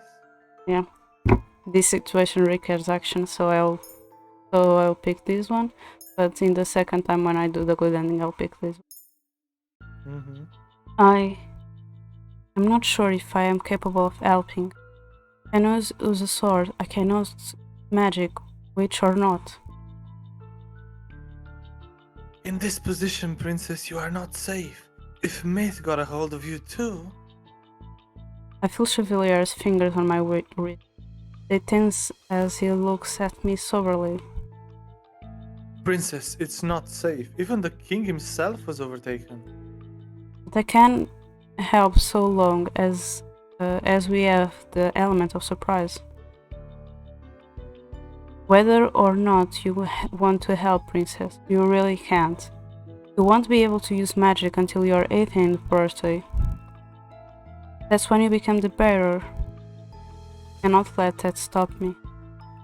I will find a way. The conversations in the room continued for a long while. At some point, it is said that volunteers are needed at the hospitals and clinics for the injured soldiers. Chevalier immediately volunteers. Only afterward does he look at me with regret. Princess, I'm sorry. For what? For putting my job before you, and after all I had just said. He told me he was going to try his best to change. Ria called him selfless for putting his work before it, but you would be a fool not to. My life is not in any danger, and there are people who need you more than I do. Do what you do best, Chevalier. Princess Diana. I promise you I will do whatever I can to help you as well. As the meeting disbanded, I am left standing there in quiet. The last to leave is Waltz, who promised me that he will make things right. I am going to trust everyone, but I am also not going to stand idle. I will make things right somehow, as is my responsibility as a crown princess. Come on, I knew it. Which part? So there's 2 more chapters? Yep, this and the last one. And I will leave you with chat because I need to go to the bathroom. I will be right back. Okay.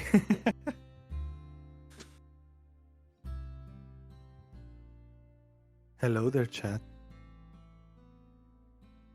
Did you like your sandwich, Choco? Was it good? The sandwich you didn't share with any of us?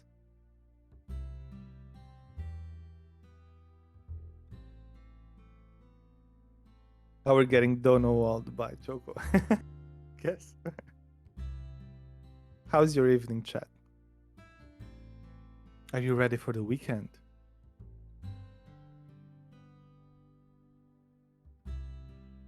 After a long week of, well, work, plays, gaming, depending what you did.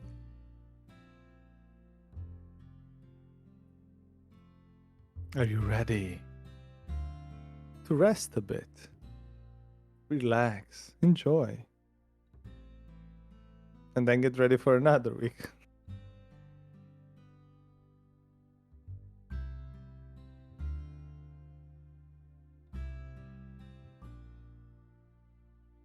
Boo, chat. Say something.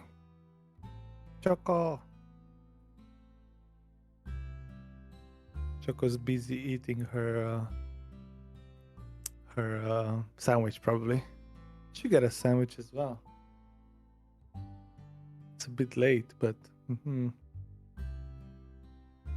I'm getting hungry as well. Maybe it's not the best idea to eat at 2 a.m.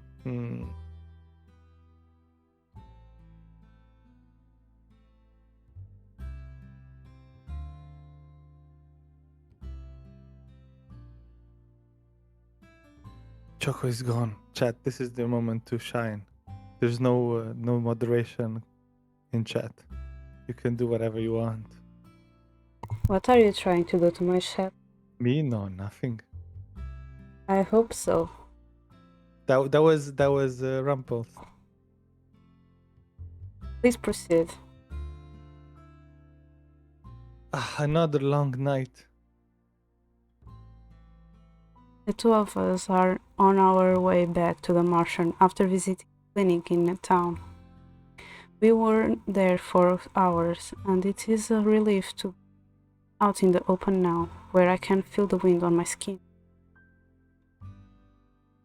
Are you okay, princess? I know that what you saw must have been difficult. I'm sorry I couldn't shield you from the majority of it. I volunteered to help Chevalier at the clinic part-time, but it is worse than I had expected. Many of the soldiers have severe wounds. I had thought that most of the injuries sustained by the knights during the upheaval were only minor. I was wrong. Their injuries are much worse. Princess? He reaches out and laces his fingers through mine, then gives me a soft smile as he squeezes my hand. Are you okay? I'm fine. It has only been one day since uprising at the palace. I thought that there would be less blood. I was wrong. Is this what things were like after the Great War? This is also why I didn't went to medicine. It's bloody business. Yep. I wasn't a fully certified doctor of the Great War, but I was an assistant. It was far worse than this, princess. Good to know. Good to know. You cannot have a repeat of the Great War. I do not know why Mitrus would kill Sir Alcaster and take the throne without claiming the crown, but the witches already have a bad name and he is making it worse. I cannot help but remember the wide smiles Mitrus gave me when I was still living in the palace. Every time I felt his eyes on me, I felt there was something strange about him. There was always a cloudiness to his eyes, something unreadable. He was excellent at his job, but always an enigma outside of it. Sudden breeze chills my skin. Let's go back before you freeze out here. The two of us begin our walk back to the Martian. Thoughts of the palace, the king, and my step-family cloud my mind. Since I have been staying at the Martian, I have not seen Rod once. I was never sure if it was because he was ignoring me, or if it was because he only wanted to speak to Parfait. Regardless, I hope Rod and his family are okay. I'll never wish this treatment upon anyone, not even to ones I hated. As we walk, I glance up at the Chevalier, whose head is tilted skyward. I catch the glimmer of light in his eyes and smile. Even for just a moment, I can forget about everything when I am beside him. He has a way to taking the weight off my shoulders. But as a crown princess, I cannot let others carry my burden for me. I must find ways to protect others, even if it means putting myself in danger or harming someone in order to protect someone. What do you think the easiest and fastest way to kill someone? Cavalier's body goes rigid beside me. He stops to stare at me wide-eyed. I am asking just in case I am ever in danger. I have never fought anyone before. I can retaliate, but I do not know how to actually harm anyone. Kill someone is to end a life. It is stealing away a life that others might love. You bear the burden of that death for the rest of your life. I pull myself away from him. But Mitrus is not an innocent man. Would you rather he kill the royal family instead? No, it's not that, princess. I know he must be stopped at any cost. It's just I would never want you to have to kill someone. How would you know that what I was like to kill someone? You have only ever helped people, not hurt them. You saw the soldiers in the clinic today. You saw how close some of them were to death. Did you see the hollow look in their eyes? I have seen that look many times. It is the look of a man who clings desperately to life. Neon gang beast. People thought that I was still there. Every life is precious. And the life is still alive, whether it's vile or not. It is still a responsibility you have to bear. I know how valuable and fragile lives are because I have helped so many people. We stand quiet for a few moments, facing each other. I know I am at an odds with Chevalier. He speaks the truth, but I also know that I speak my own version of the truth too. The world is a place where only the strong survive. People are kind, but they will take advantage of those who are too caring. Ria told me that Chevalier was so selfless, became selfish. She told me that he never had anything because he gave everything to others. His kindness has hurt others, and I fear that it has a likely chance to hurt him as well. What if his reluctance to hurt anyone causes him to be the one that is injured? Chevalier suddenly breaks the silence. Most people think that the easiest way to kill a person is to stab them through the heart. Those people would be wrong. He puts his hand over his heart and stares dismayedly down at the ground.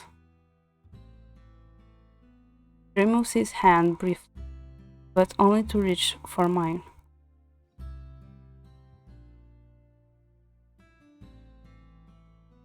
He takes my hand and settles on his chest, slightly to the left. I can hear the beating of his heart beneath my palm. It is soft and gentle. What can you feel besides the beating of my heart?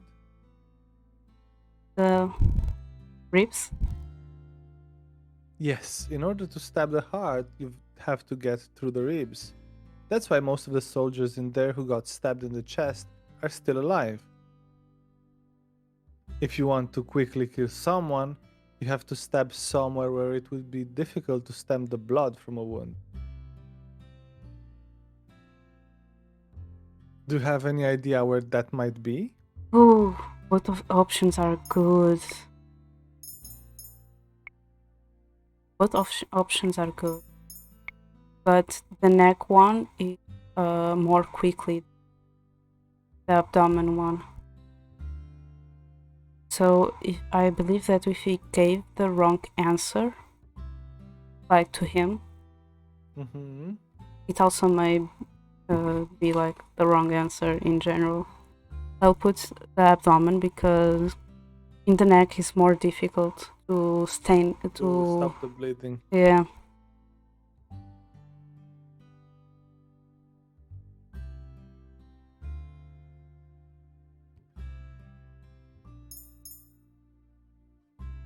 Abdomen. There are many organs. Sorry. It says yeah. There are many organs in the abdomen, right? And there are no ribs blocking the way. A good guess, but His eyebrows furrow. a person can still survive that kind of wound. You're actually likely to die faster if they stab you through the liver or some other major vein or artery. Still, what you're suggesting would allow people to live for a long while without treatment. Most would probably die from either infection or blood loss. Please don't take this dream serious. Please don't go around kill people. Please, be good and kind. Don't do this at home. Be like Rumpel, the No. doctor. Oh, doctor, okay, but like telling like, oh, you should kill this person. These bars. Yeah, No, don't. he's telling everyone to not do it. Yeah, while he's teaching where you could kill people easily.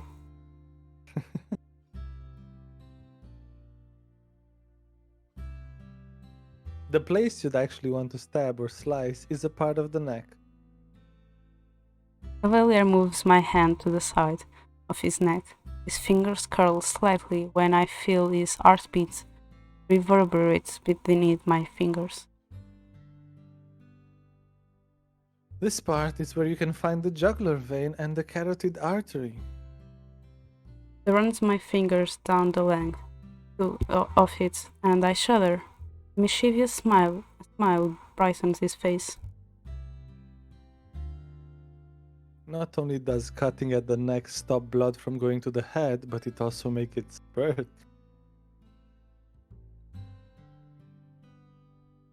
If both the vein and the artery are cut, it only takes a minute to bleed to death.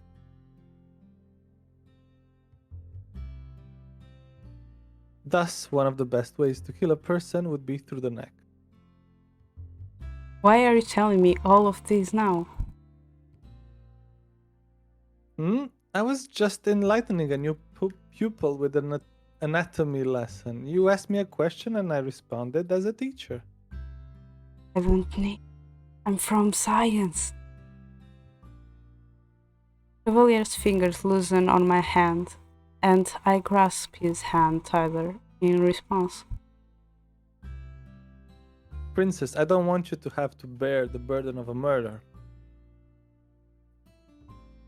I promise that I'll protect you, so you don't have to defend yourself with violence. I can't use a sword or magic, and I don't know how to fight, but I will always be there to protect you. I may not have an abundance of muscles beneath these sleeves, but I am a doctor. No one knows the body better than I, so though it may not be heroic, I know how to hurt a person. His sincere expression through pain, though pained, tells me that he is telling the truth. I do not want Chevalier to hurt a person either. It would destroy everything that he has worked through as a doctor. He has seen so much suffering, and yet always seems untouched by it. I will do anything I can to protect his positivity.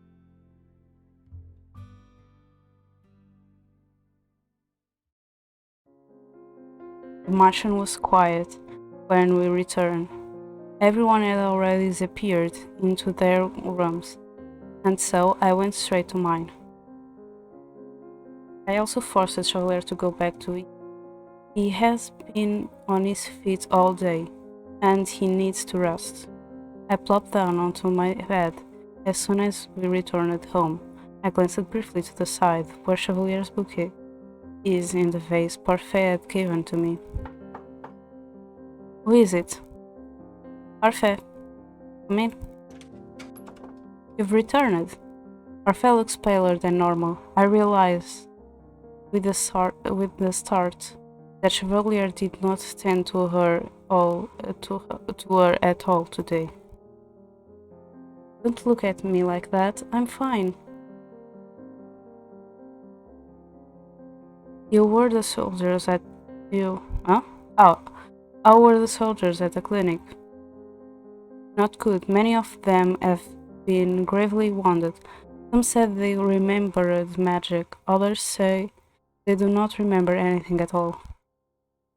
Other thoughts of a perfect expression is sights. The circumstances are dearer than we thought. It was a good thing Chevalier is there to lend a helping hand. Did you all manage to come up with a plan? It's proving more difficult than we anticipated.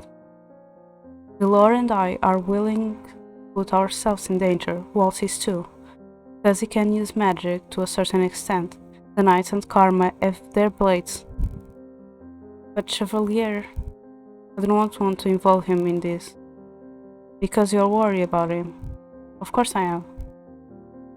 You've grown, Princess. You remind me of a younger Ildir. Huh? Back then, Ildir was both calm and resilient.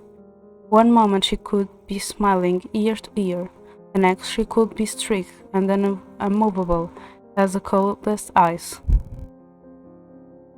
The two of us were like sisters. We did so much together, we learned it together, explored the kingdom together. I can't say with all certainty that we were the best of friends. And then the fairy tales happened.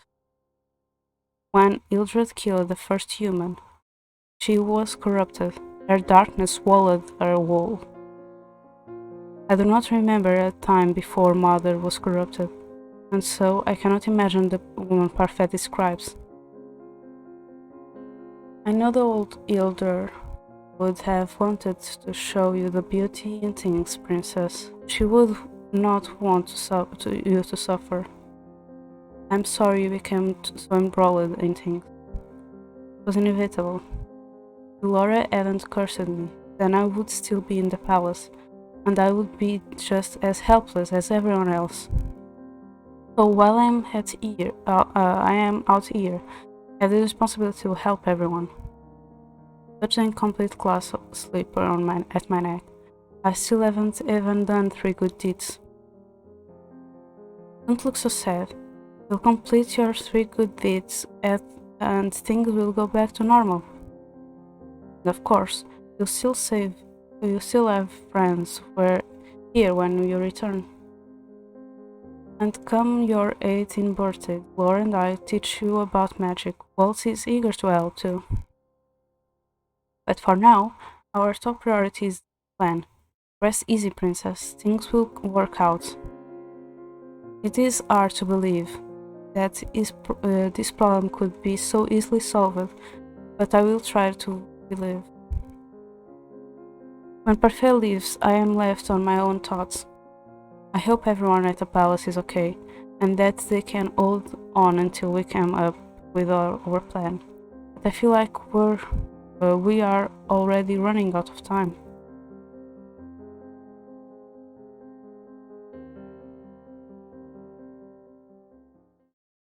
Days go by, and I find myself assisting Chevalier at times. Other times, I remain at the marsh and help conceptualize a plan. None of our plans have actually shown any promise yet, but with all of our minds put together, we should be able to come up with something. A week later, I find myself standing outside the clinic door, waiting for Chevalier. I'm sorry to have kept you waiting, Princess. You can drop the title, you know. Diviana, but you are a princess in my eyes. Yes, but you do not need to address me by title. Just my name is fine. Chevalier reaches out to take my hand, then immediately pulls his hand back, eyes wide. I forgot it. Forgot what?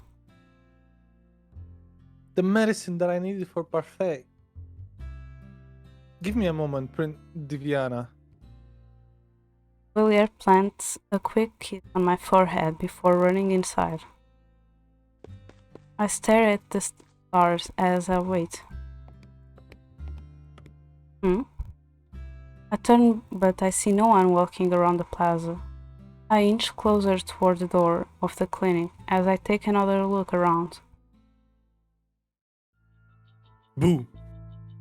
I suddenly see a silhouette of a man. He takes a few more steps toward me, and then stops in front of me. I recognize him immediately. His appearance left quite an impression on me the last time. Out at night by yourself? Certainly you know that wolves prowl these streets at night. What do you want? I take a step back and press myself to the door. I reach the door handle, but the man reaches out a hand to grab my wrist, holding it to the door. I'd say my answer to that question is complicated, princess. By the expression on your face, I must have hit the nail right on the head, eh? You are the princess. How do you know who I am? That is part of the mystery, isn't it? I attempted to wrestle my wrists out of his fingers. Come with me quietly and you won't get hurt.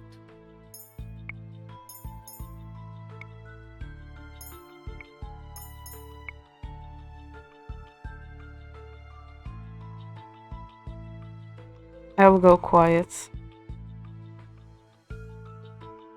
I don't really know on this one. Yeah, I don't know either. I will just go quietly. I stare at him resolutely, but my heart is sinking, and any hope I am holding onto is quickly sinking with it. There is nothing I can do in this situation. It would easily muffle my words and maybe even gag me. If I am not careful, he might even kill me, and I cannot die here.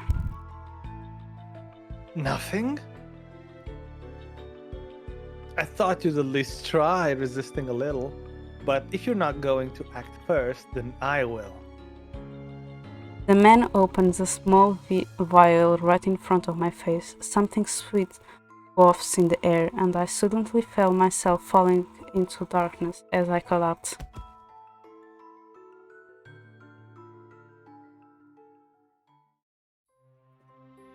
Where am I? I glance around me. My room. I look around cautiously, checking to see if anything in my room is different. The last time I was here was before I was cursed. How is it that this room is the same? Sleeping Beauty has awoken. I move to stand up before realizing that my legs are numb. Shame to see you so easily tamed, princess, and here I thought you would be fun. I glance up to look at the man, who is now standing right at my bedside. How do you know who I am? Are you a witch? A witch? Me? Ha! He bursts into laughter. I would rip the witches to shreds if I could. If you could, then you are cursed. The man simply smirks at me, but says nothing in response. He brushes the words aside with a gesture of his hand. Are you working for Mitrus? Probably. I glare at his vague answer. My name is Varg. And I have been assigned to be your personal knight. I know who you are! I already have a personal knight. Oh, you mean Fritz? I got rid of him. Yeah, you kinda got rid of him. Is he Fritz? Huh? You? No playing with the queen's daughter, Varg. Mitrus enters the room. Now he stands in the doorway, eyeing the both of us with a smile that he so oddly reminiscent of his usual one that he makes me sick. Mitrus. Princess, you look more and more like your mother every day. Why the scowl on your face is almost a perfect reflection. He moves to stand in front of me. At the same time, Vargas begins to take slow and careful steps to the edge of my room. What have you done with everyone? Inconsequential or consequential? What? Mistress clicks his tongue impatiently. Inconsequential or consequential people? I narrow my eyes at him. I have no idea who he defines as inconsequential or consequential. Where are the king and the rest of the family? Where is Fritz? Where were you the one who killed Sir Alcasar? Inconsequential and consequential then. To start, your knight is gone, princess. I've replaced him with Varg here. And Alcastar.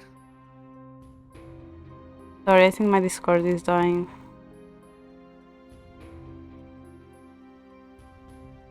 Well, he had a common cause at first. We had a common cause at first. We both wanted the crown. Huh? Alcasar was also betraying the king? But Alcastar was a brute. He wanted to needlessly kill the royal family and steal the crown for himself. At first, I thought he was calm and calculating. But it turns out that he was just a power-hungry fool. Though I did want to take the crown, I wanted to avoid the bloodshed of certain important people. Mitro smiles at me. It is a look that makes my blood run cold. So I disposed of him and the rest of his knights. Oh, but don't worry, princess. Where is my mouse? I found it. I assure you that your family is resting in their rooms, just like you are resting in yours. What? Do not worry, you will see them shortly for dinner. I have my doubts about Mitro's story, but if what he said was true, then Sir Alcasar wanted to kill the royal family and Mitro saved them. But then he decimated the knights and took the royal family hostage? Why would he do such thing? They're prisoners then. Prisoners in their own home? Nonsense, we're all just awaiting the queen's return together. Queen? Slowly, I feel pieces beginning to fit together. Queen, you cannot be talking about Ophelia. Laura, do you think witches are capable of bringing back the dead? Mother is dead. Is she really? You can bring Mother back from the dead? We can, princess. The queen has been resting for a long time, waiting for you to gain your power so that you can help her escape her prison. You are not making any sense. I struggle to keep my words from faltering. How is Mother alive? And what does he mean by a prison? The Tenebrarum is the queen's prison. It is linked to the queen's power. Though others presumed she was dead, the queen seals the last of her powers inside the crystal. All she requires is your power, princess. My power? When you become the next bearer, You will have the ability to release the queen from her prison. My birthday is in a week. This is when I am meant to take the responsibility of becoming the bearer. But Parfait Laura never went into more detail behind that. You'll finally get to see your mother again, princess. I still cannot quite take in everything that he has just said. However, if Mitrus had approached me before the curse, I would have helped Mother in a heartbeat. But it was Mother who was the last tenable bearer, and the one who brought darkness to Angela. I once believed that Mother was the only person to ever love me. Now I know that I was wrong, that she shuttered me in from a world that I should have known. But still, even now, I wish she was here. Take a deep breath. I cannot afford to be selfish. I cannot put anyone else in danger. I will not help you. You don't have a choice, princess. I have set the stage for my queen's return, and all that's left is to free her from her cage. We will speak more of this at the dining table. Mitrus leaves the room, leaving me briefly with Varg. Varg smiles at me beneath his mask, then brings his index finger to the temple of his head and loops it. His mouth the word crazy. He said you would steer witches apart, so why do you serve Mitrus? A good question.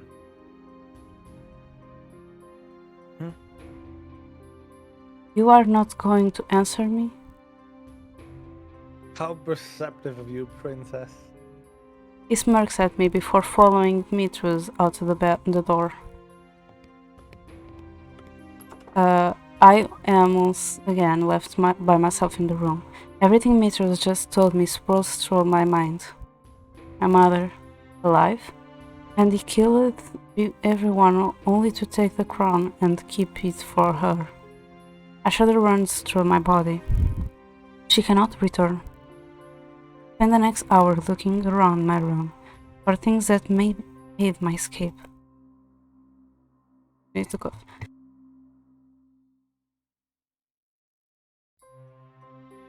I know where everyone else's rooms are too, but I have no idea how heavily guarded they are, and I doubt I could help them. I must return to the Martian. That's the window, but it is locked, probably with magic. I searched my shelves. The dolls that used to comfort me can do nothing for me now. Last, I checked my drawers, but though there are many things in them, there is nothing that looks like it could help me escape. As I am searching, I came across a box and paused to pick it up.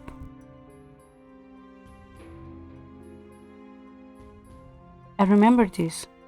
It was given to me by Mother, with strict instructions not to open it and always keep the key hidden. I search the drawer again for the key. The moment I begin to set the box down, I see a small golden key at the bottom of the drawer. I pick it up, and I am about to open the box when I stop. This is hardly a priority right now. I set the key down next to the box. I should be searching for a way to escape. I turn to see Varg's smiling face at the door. You look like a criminal who's just been caught doing something naughty. He's a criminal himself. Maybe we're meant for each other. I narrow my eyes as he approaches. Behind his back, I can make out the open door. Don't even think about it. You don't want me to pounce you in the hallways, do you? That would be unpleasant. Var grabs my wrist. I attempt to struggle free, but He holds tight to me. I will be your escort to dinner tonight.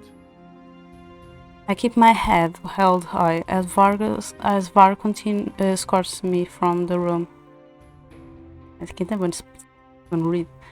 On the way of the dining hall, I glimpse the rest of the palace. It is mostly empty, save for a few soldiers. The soldiers that do stand there have a glazed look in their eyes, and look right through me. Puppets. A spell cast by Mitrus. Varg does not answer me as he pulls me through the hallway.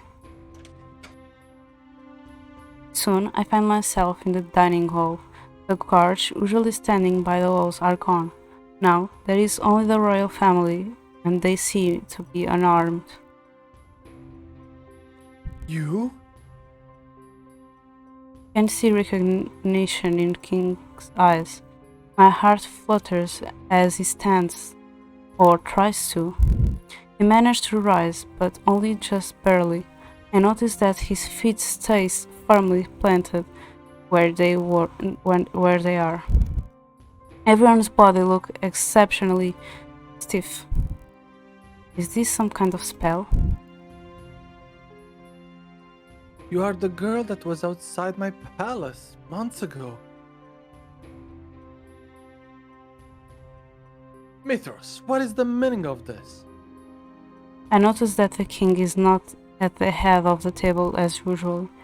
Everyone sits on the table sides, except for Mithras, who is at the far end. The king's seat, however, is clear. I simply brought back the crown princess. You should be thanking me, Gennaro. I have reunited you with your daughter. My daughter? King raises an eyebrow, clearly a spectacle. I can see it in his eyes that he is loath to trust anything Mithras has to say. The king slumps in his chair as Vargas leads me to a seat just beside Rod. I notice Emmeline sitting just to Rod's side. She forces a smile onto her face, but I can see tears gathering in her eyes. Allow me to offer a more formal introduction for our guest, even though you all know her.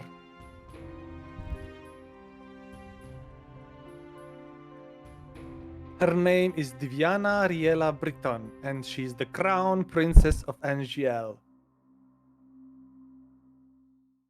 And your blood daughter, Gennaro. The king looks at me again. This time, there is more uncertainty in his gaze. Prince Rod will tell you, won't he? Rod? Rod looks at me, his gaze quiet but expectant. I turn to the king and to the rest of my staff family.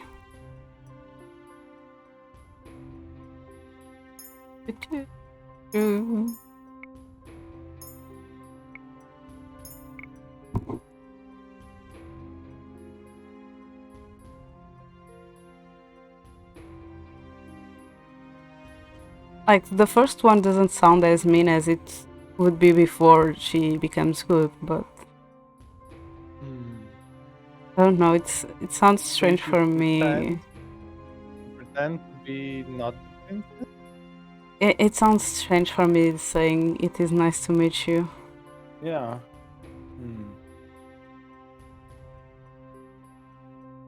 Well, I'll put it's nice, it is nice to meet you, and I'll see it. Okay.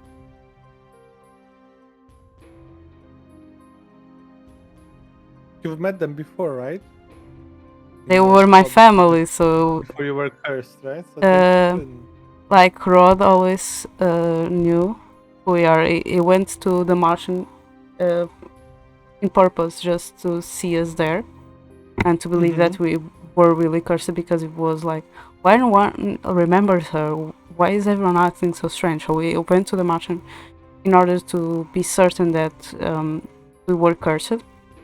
And the day after we got cursed, We went into the palace and the king was coming out, so we begged for him to remember us and help us with the curse and stuff, and he didn't remember, so he just like gave us a bag of money and was like, go and find your family.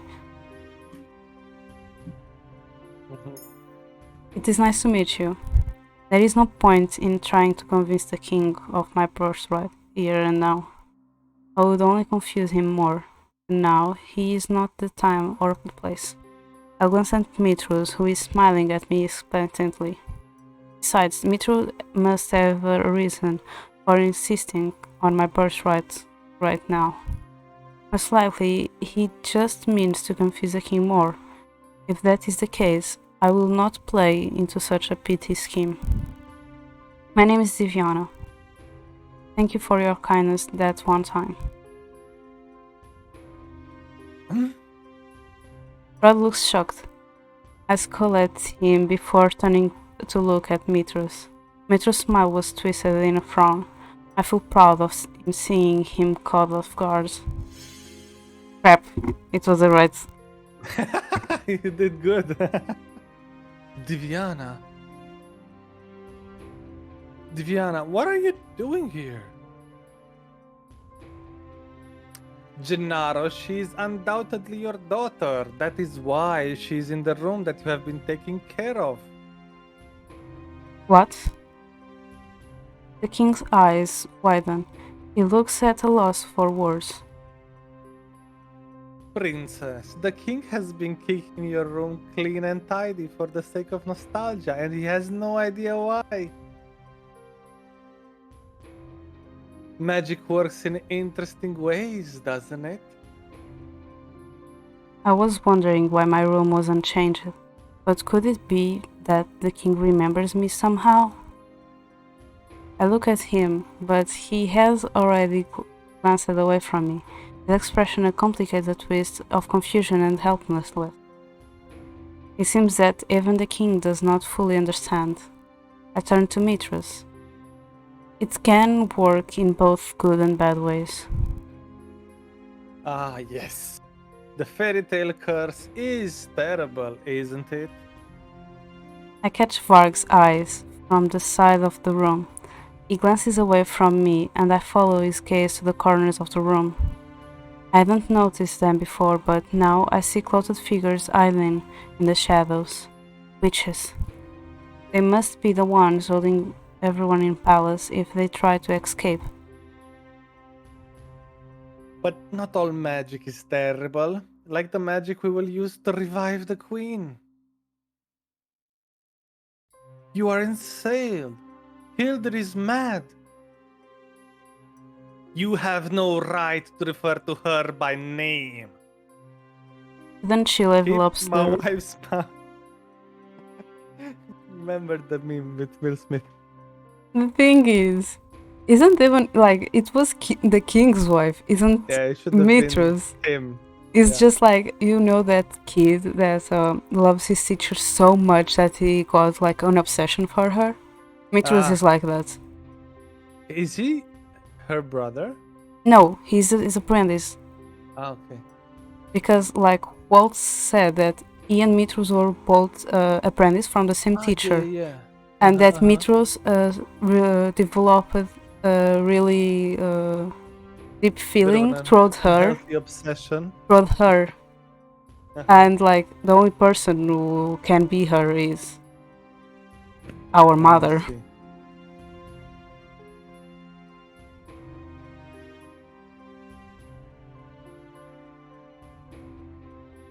So sudden chill envelops the room. I can feel actually icicles on the table. I pull my hands away. Now, we are going to eat dinner and we are going to enjoy it. No, like my problem is, Mitrus actually looks good. But he's a bad guy. Evil never looked so good. And every day will be just like this until the queen returns. Rod glares across the table at Mitrus. Why? Why would we not enjoy dinners together? That's not what I meant. Why go through this charade day after day? If villain bad, why sex? Have you heard of Signora? No. Shoko is just like, if villain bad, why sexy? Yeah. Yeah, that's a Genshin The villain thing, as yeah, well. the thing is like, yes, Signora was beautiful. Dottore isn't also that bad. Who? Dottore. The Dottore. Yeah, he isn't I also mean, that bad. Like in terms of bad is looking, very, very like in terms of looking, subjective. I'm talking about looking. Yeah. Yes. That's So true. like, why? Why are all these like Have you seen the what's villain? her name? The other in the trailer. Uh, Dulcinella? you have more three. You have like the girl who is like all Yeah, warmed girl up in with in the a robot. butterflies. I think. You have Arlequino, that I don't know why I it think is a that's male. Arlecchino, right? Yeah, the thing is, I don't know why she has a male name. Because Arlequina, I think, is Joker in Italian and this male version. Is it like Chester? Yeah. Yeah. She looks a lot like Illy, and then you also have the other one that I don't remember her name, but she has like X on the eyes, and everyone was I think making fun of Pulcinella. how Isn't it? No, Pulcinella is the old one. Yeah, that is the girl that is all wrapped in clothes and is sitting on a robot hand. Yeah. I was talking about the girl with the mask that people were just like, how everyone sees things and then how these ones see things. But she also has a name that's very similar to the Poposinella in terms of ending. I sat across the table at Mitra's glaring. I already told you before I had to clear this place of traitors. Alcaster planned on stealing the crown and I stole it back. But because the time of the Queen's revival is so close, I have decided to keep the crown with me until I can return it to its appropriate owner.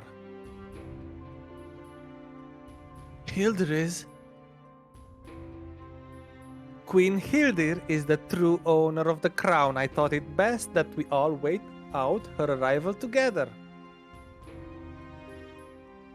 But know this, when my queen demands it, I will kill all of you.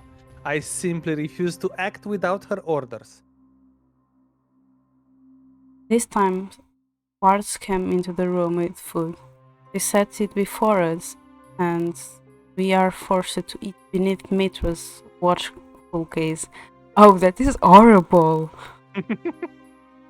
Because these last, especially these last two chapters, they change how things evolve on the palace, also because of who we interacted with. So, yes, I knew what was going to happen, but in the other chapters, Alcaster didn't die. Oh, he was still alive? Yeah. And because of Rod's curse and things like that, we weren't taken into the palace and we were more close to the people there and stuff like that, depending on who we picked. So for me, this is actually giving some new information as well, because before so this is quite different from the other ones. Yeah, because also last time there were no mention that Ilrid was still alive in the crystal. We only knew that Mitrus wanted us. I see. But I tried to spot an opening in the dining hall. I can't find no way out. This really is a prison. 2 days pass. I have been searching for ways out and trying to ease more answers out of Varg and Mitrus. Neither of them is very forthcoming. Both enjoy speaking in riddles. Varg especially is an enigma, and whenever I try to ask him about Fritz, He smirked at me and remained silent.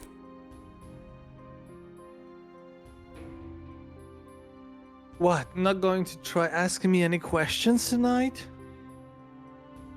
I'm not going to get any answers from Varg, and it is almost my birthday. I need to find a way out of here. I'm disappointed. You're the only fun I have in here, princess. Maybe if I am quiet, you will leave me alone. If you're just going to be quiet and sulk, I guess I should be going. Remember, don't try anything funny. There are knights just outside your door. Varg bows mockingly. He leans down to pat me on the head before he turns and leaves. I cannot give up. I once again begin my search through the room. Time is running out, and there is nothing that I can do besides search for a way out. But I know that if I leave the room, the knight will catch me immediately. If I had a weapon, I might stand a chance. Put my fingers to my neck and remember that Chevalier told me about it. Sleep. Huh? The sound comes from outside my door. It is a woman's voice. The door opens and suddenly Chevalier and Laura are both in my room. Princess! I am startled to see Chevalier standing before me, his eyebrows drawn over his eyes with great worry, and beside him stands Laura with the arms crossed. Well, aren't you a sight for sore eyes? We're here to stage a daring rescue. I rush to Chevalier and wrap my arms around him. He puts a hand on the small of my back and smiles down at me. We're going to get you out of here, princess. How did you both get in the air? With the power of magic. In friendship. Dramatic, even at a time like this. The two exchanged a look before looking at me seriously. Parfait, Waltz, and the Knights and Karma are all here. We thought we'd just be fighting witches, though. We weren't expecting the night. No matter what we said, we couldn't get through to them. They're under a spell. Mitrus. He wants to release Mother. Both of them look at me with confusion. What? Mother is still alive, just inside the Tenebra room. Mitrus wants to bring her back.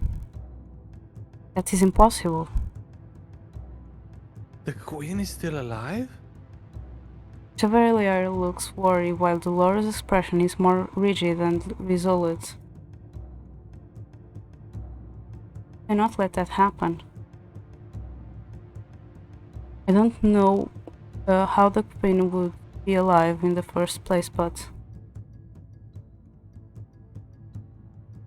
we'll worry about that later. Right, we have time later to discuss the specifics of everything, but right now we need to get out of here. Right, everyone is keeping the guards and witches busy for you, princess. I will distract Mistress. Chevalier, I'm counting on you to get the princess to safety. That's why I'm here. Princess, can you guide me through the palace? I cannot just leave everyone here. Don't worry, Garland is seeing to save your family. No, I cannot just leave everyone in the march-on here to do things for me. Diviana, we cannot afford to lose you. I told you I would do anything to protect you, and I will. The sooner you're safe, the sooner we'll have the advantage. You are the legitimate heir to the throne and the next Tenebran bearer. You cannot let yourself remain in Mitra's hands.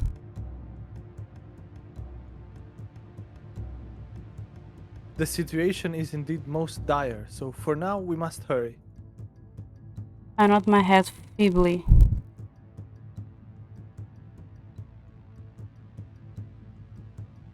Without another word, the three of us head toward the door. Delora exits first and stops immediately, almost running to her. I glance through the doorway and see Varg waiting just outside, holding a blade across Delora's neck.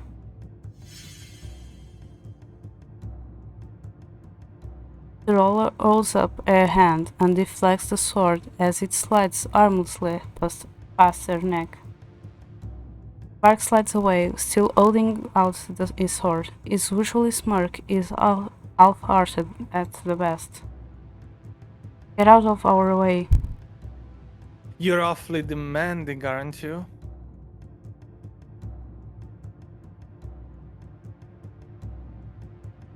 Pretty please? No can do, my lady.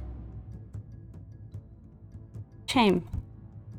Looks like we'll have to destroy that pretty mask of yours along with everything else underneath. Laura holds up her hand and summons a wall of electric orbs. With a flick of her wrist, she sends them rushing toward Varg, who dodges with surprising speed. Varg movements appear sluggish, but I have seen his fast reflex. He's playing with Laura, even though I do not think he is at the advantage. His swords drop. He drops the sword, and for a few moments I feel Laura as the advantage. Then suddenly he raises the cane he usually holds at his side and taps it on the ground. A burst of smoke escapes from the bottom of it, filling the room. An enchanted cane?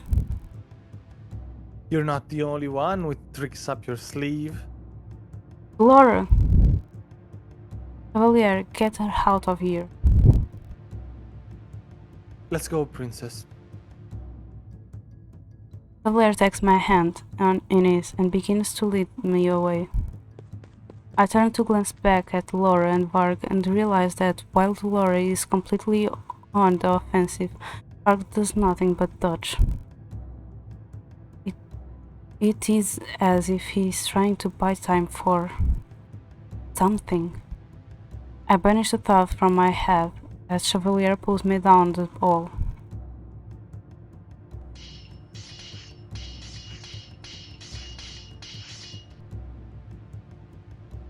How rude. Haven't you heard of chivalry? I spot Karma still in his dress, holding a sword out at the man in front of him. When the man lunges, Karma dodges back and grunts as his back comes to the wall. I suppose chivalry is dead then. He steps off to the side and the possessed knight attacks him with his blade. The sword catches his dress, but does not hinder him from stepping forward and aiming a jab into his sword beneath the knight's armor. The knight kills, but the sword does not fall from his hand. Karma looks up at us sharply. What are you doing just standing there? Move!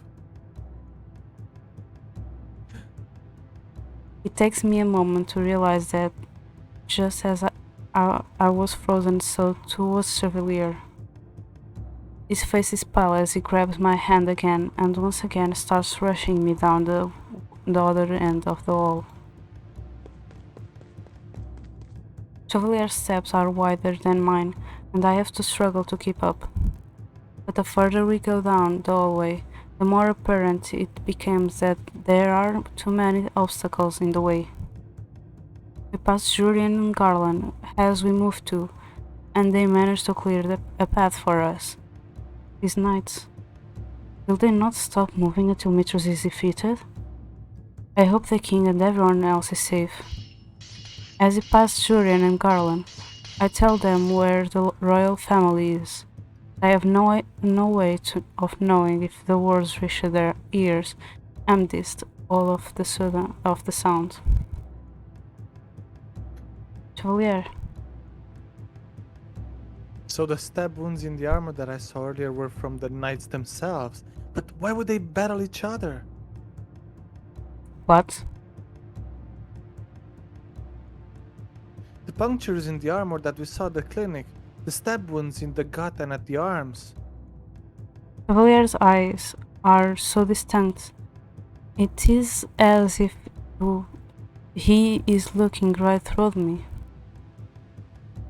They were... We need to keep moving. I take his hand and lead him forward. I do not know what he is talking about, but we can talk about this later. Right now we have to escape. We are closer to the palace entrance when we see them. A group of knights standing in two lines on both sides of the wall, facing each other. The far end of the hallway stands a glade of witches, and in between them, Mistress. Good evening. Did you enjoy your stroll around the palace? Cavalier immediately moves to stand in front of me. The cloudiness is gone from his eyes, but what leaves his mouth is not a demand, but a question. How could you do this? How? It was quite easy, actually. You know what I mean. Why would you make the knights fight one another? What a foolish question. Obviously, it is because they are inconsequential. On a stage, some pawns exist as easily replaceable extras. I am interested in keeping only the actors. In the grand scheme of things, the extras aren't needed. In fact, I can make them do whatever I need in order to get the best outcome. He snaps his fingers at the knights, raise their swords. I tense, thinking that the knights are going to turn to us, but they never do. Here is an interlude for you to enjoy. The knights are attacking each other. The sound of metal ringing against metal fills the air. The knights' swords arc, dive and stab. Mistress watch from behind them, a slight smile never leaving his lips. The two of us can only stand there, stunned into silence. It isn't long before we can see the red. The smell of blood begins to linger in the air, and as swords cut through flesh. Abruptly, I snap to my senses. I tend to move forward, but Chevalier remains firmly grounded. Chevalier? I heard many things about the doctor working at the clinics. I heard that he was a volunteer who had assisted in helping the injured during the Great War.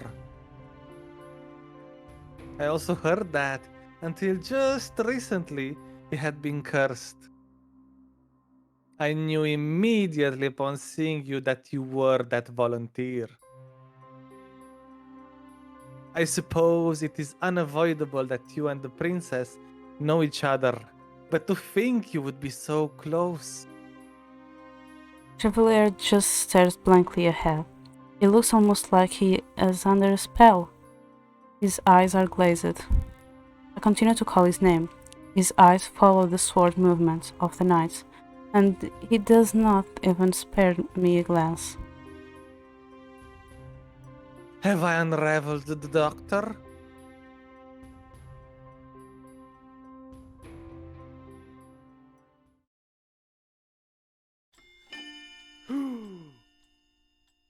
He did, in fact, unravel the doctor. Chevalier, snap out of it! Just look at all these men you cannot save. All of these men dying before your eyes.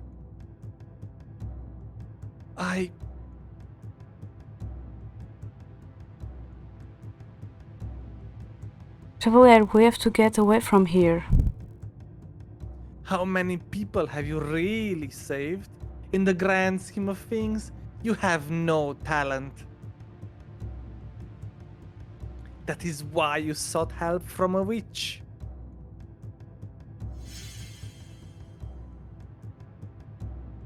Mitro's voice is oddly calm, and I can feel some sort of presence in the air that is different from normal. The knight plunges a sword through another's gut, causing him to lose his sword. The sword skitters across the floor, gleaming underneath the moonlight. I look desperately at Chevalier and realize that the magic is already working its way into him. He does not see anyone except for Mitros, who is still smiling at him from behind all the knights. I slowly inch backward, making a show of looking at Chevalier. Neither Mitros nor Chevalier seem to see me. I'll protect you, Chevalier. I'll do whatever it takes, even if I have to kill someone. I pluck the sword from the ground and grasp it at the hilt. It felt heavy in my hand. But I ignore the weight. I rush down the hallway with the sword, waving my way to the side, so that I am out of the way of the knights fighting each other. I look squarely at Mitros, and then suddenly Chevalier's eyes flicker to me, only momentarily, but enough for me to know that he is no longer looking at Mitros in a daze. I turn back to see Chevalier rubbing his hand across his eyes. Mitros snaps his fingers and two of the fighting knights turn a rush toward me. The knights manage to back me into a corner of the wall.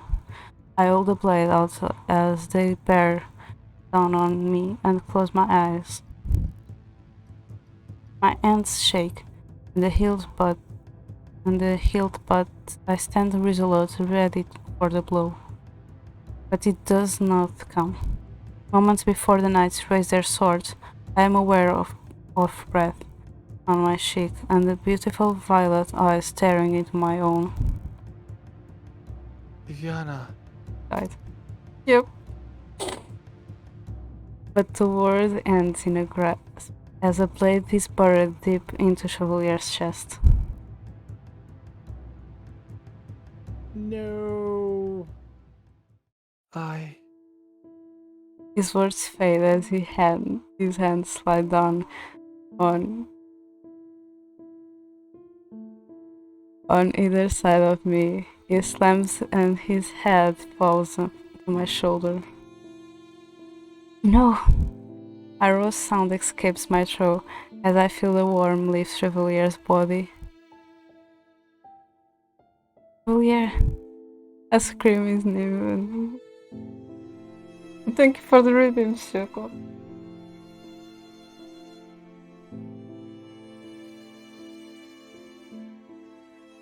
Now you know why I wanted to do this first.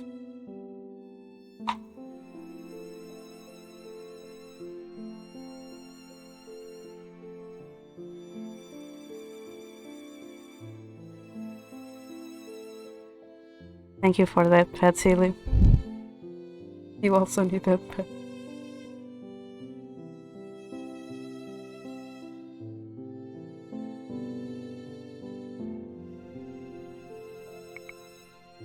I scream his name and he looks up, but his eyes do not see me. They are somewhere far away. Mitrus pulls Chevalier's body down to the ground, where it falls with a terrible thud. Inconsequential. Inconsequential. Oh, it was for you, sorry. Can do it again. Inconsequential. Because it was so many times me speaking that I just keep going. I am deaf to Mitro's words. I slump down beside the Chevalier, my hands reaching for his. His eyes are still open, but the light in them is gone. No. Tears stream down my face. I cannot breathe. I cannot hear my heart. Everything is quiet and dark. Chevalier. Now that the obstacle is gone, you have nothing left, princess. Dimitri's hands reach for me. I attempt to lift the sword, but he knocks it easily out of my hands. Are you truly the queen's daughter? The queen never sorry. cried. She was the strongest woman I knew. I cannot breathe. I cannot stifle the sobs escaping my throat. She taught me that sentimentality was nothing to value, that it would only make you weak. I assumed you knew that too, princess.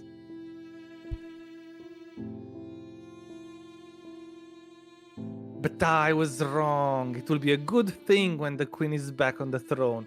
The weak do not win.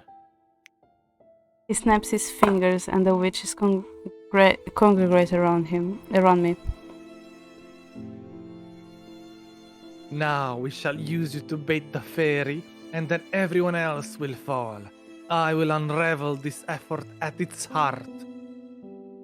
He nudges Chevalier's body. I look down at Chevalier's ashen face and sob.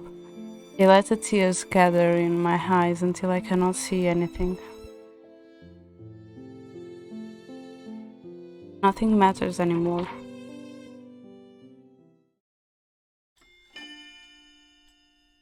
No!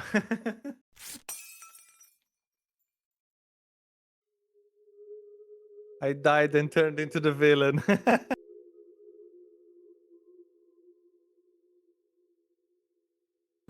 And now you know why I wanted to do the bad ending first. I win a achievement full of needles. Was it worth it, princess? Was because now I will not cry. I hope.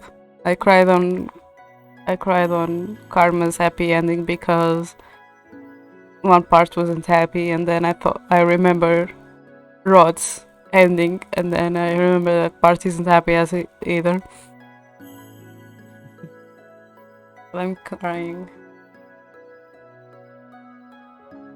Oh my god. So I need to start it all over to get the good ending. Right. I'm sorry, I need to admit myself.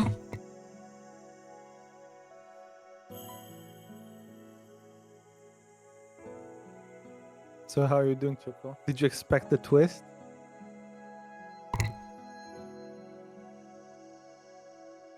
So I need to start it all over again to get a good ending.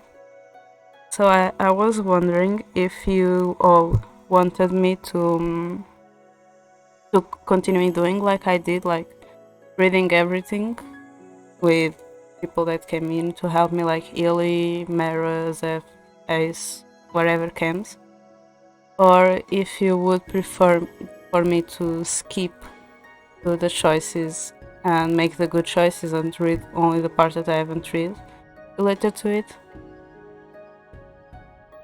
Because I don't know what people prefer. For me, it's indifferent. But it will impact like how we enjoy more the good ending or not. I just wanted to do the bad ending first because I knew that I would cry. I didn't know what it was going to happen properly. Like I started thinking that he would die because of the things that he was saying, but even though that I had like a feeling that would happen, I didn't know if it would happen for sure or not. So I would like to know if anyone that is seeing, even you, Illy, since you give voice to one of the characters, would like me to start it all over or only skip it for the choices. Because I can skip the text and go to the choices, to the choice.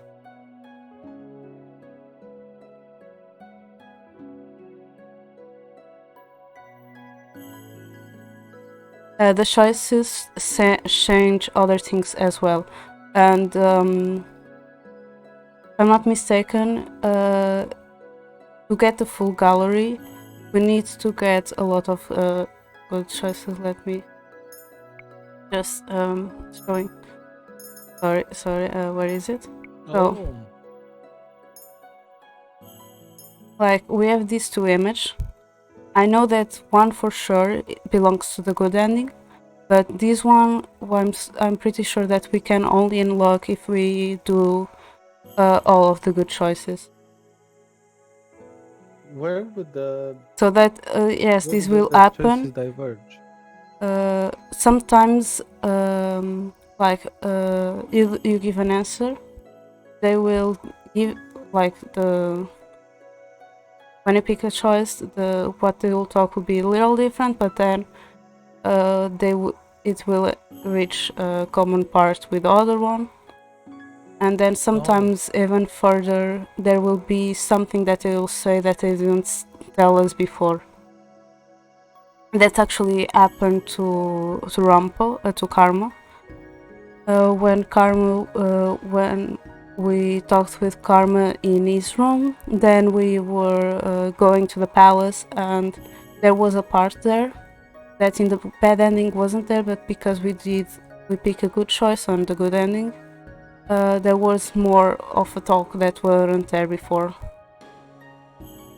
And also because, like, if I'm going to do the good ending, I want you to have a good experience of it.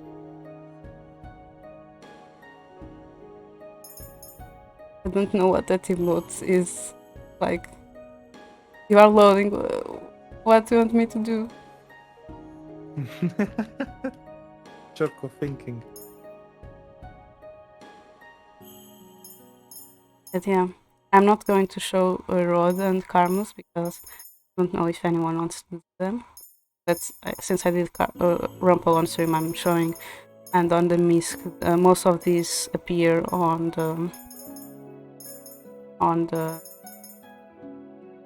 the main story because this is misc.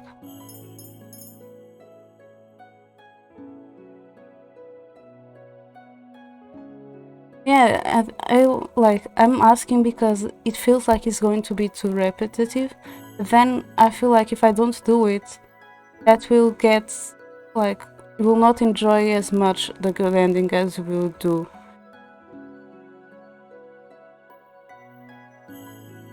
That is why I'm asking. Because, yes, doing it all over again will be very repetitive, but not doing it also implies not enjoying it as much as you should enjoy it since it's a good ending.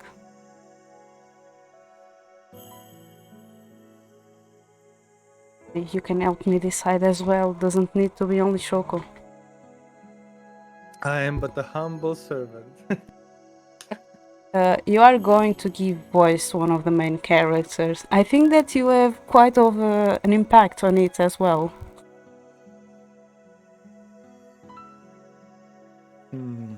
No, I haven't seen the. I mean, I think I only joined like chapter 4 or 5 when Rumple's part started. Which means? So I haven't seen the other parts. Which means I would probably want to see them as well. But maybe others have already seen. I don't know. I mean, some people saw, some others didn't.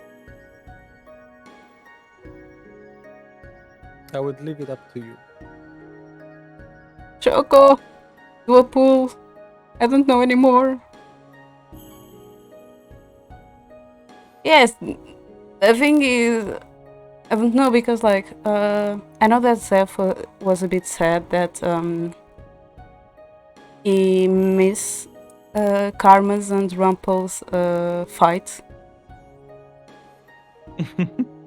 So I'm thinking about that as well. I know that Mary enjoyed doing mothers a lot. And there's more of Mother in the beginning, right? Yeah. I mean, I'm personally enjoying voicing anything. And like, these are people that also enjoy voice acting and would like to portray it. So I don't know if it will also be like a good way to try it and portray. I can speak. Portray it. I don't even know if I said it. It doesn't sound correct for me.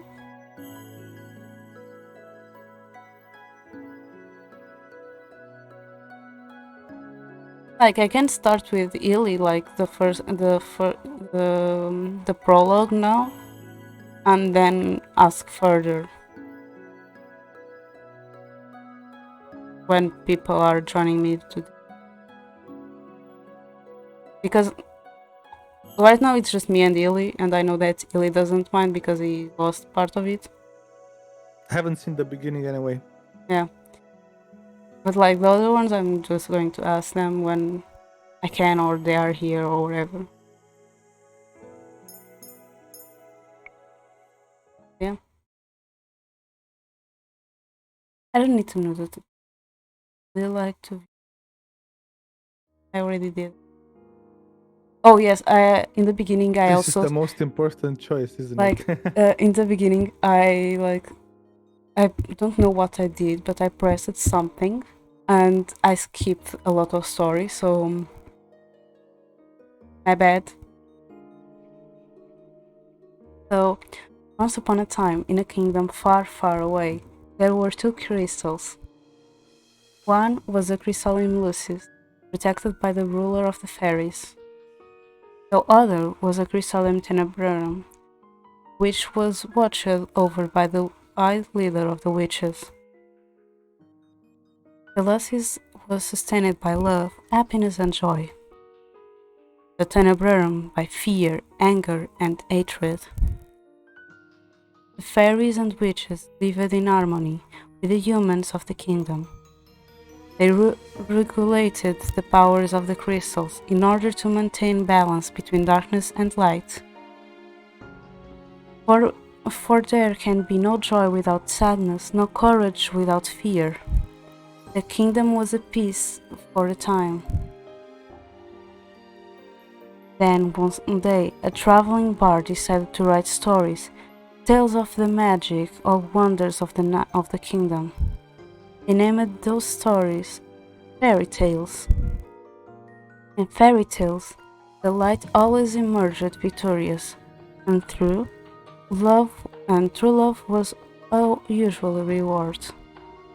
The fairy tale spread further than could have been predicted.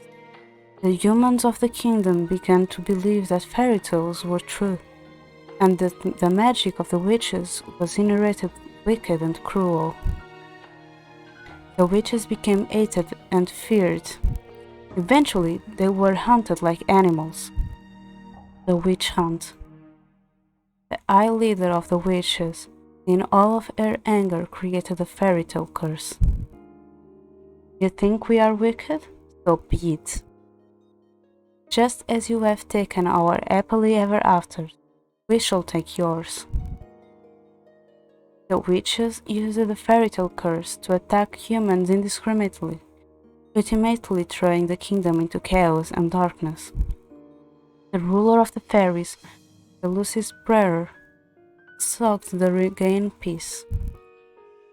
But the witches were blinded by the hatred for humans, who were responsible for the witch genocide. A terrible war, the Great War, began. Eventually, the Tenebrarum bearer, the eye leader of the witches, was finally defeated. Tenebrarum was lost, peace was restored, and the light once again triumphed. But darkness can never fully disappear. It waits in the shadows, patiently for when its time, when inevitably it return. Yes, that is our name. Oh, Lucette is the Yeah, original name. yeah. So she's a fairy then? No, she's a witch. Because Lucia or Lucis was the. That is parfait. We are the Tenebrarum bearer. Ah. My name is Diviana Riella Brighton, daughter of King Gerano Brighton Thurs. I am the crown princess of the kingdom of Argieli. At least, that was who I was to be. But that was before yesterday, when I became a victim of the infamous fairy tale curse. Oh, also just remember, the last chapter, the name changes when you are doing the good ending. Oh. Everyone has forgotten my birthright. Now I am nothing more than a lowly peasant. I feel like I'm stuck in a nightmare. But no, this is my reality now. I still have no idea what I must do to break the curse. I close my eyes and remember that day.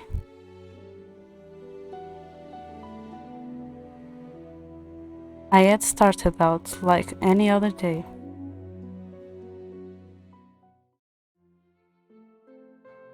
Have you heard? Another person was cursed.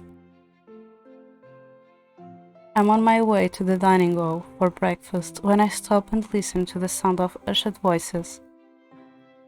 There are two maids standing next to each other, with brooms in hand. These two are slacking off again.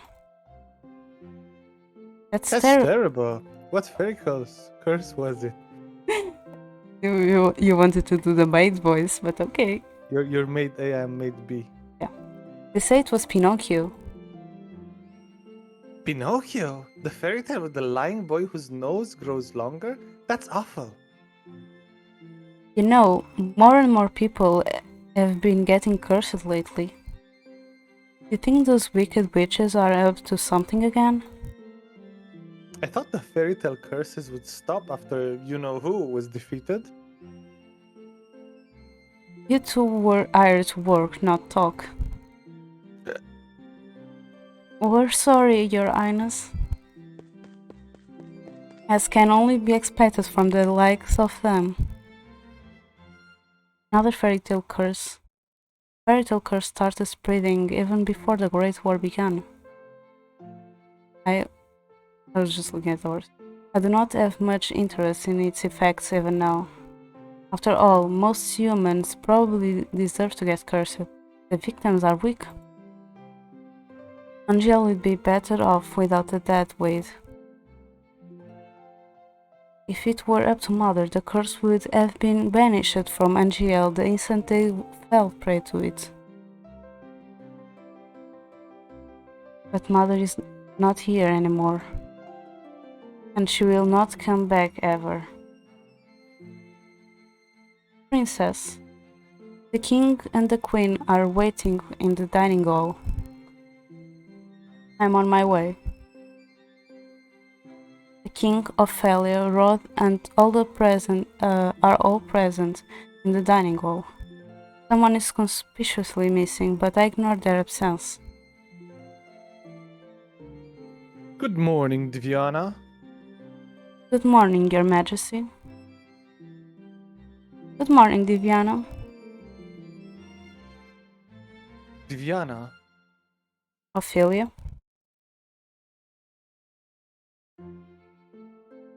Ophelia waits off. Every day I wonder why my father, the king, married a lowly baker. She could never be a true queen, for she pales in comparison to Mother. I take my seat next to the king, then look up to the person sitting opposite to me.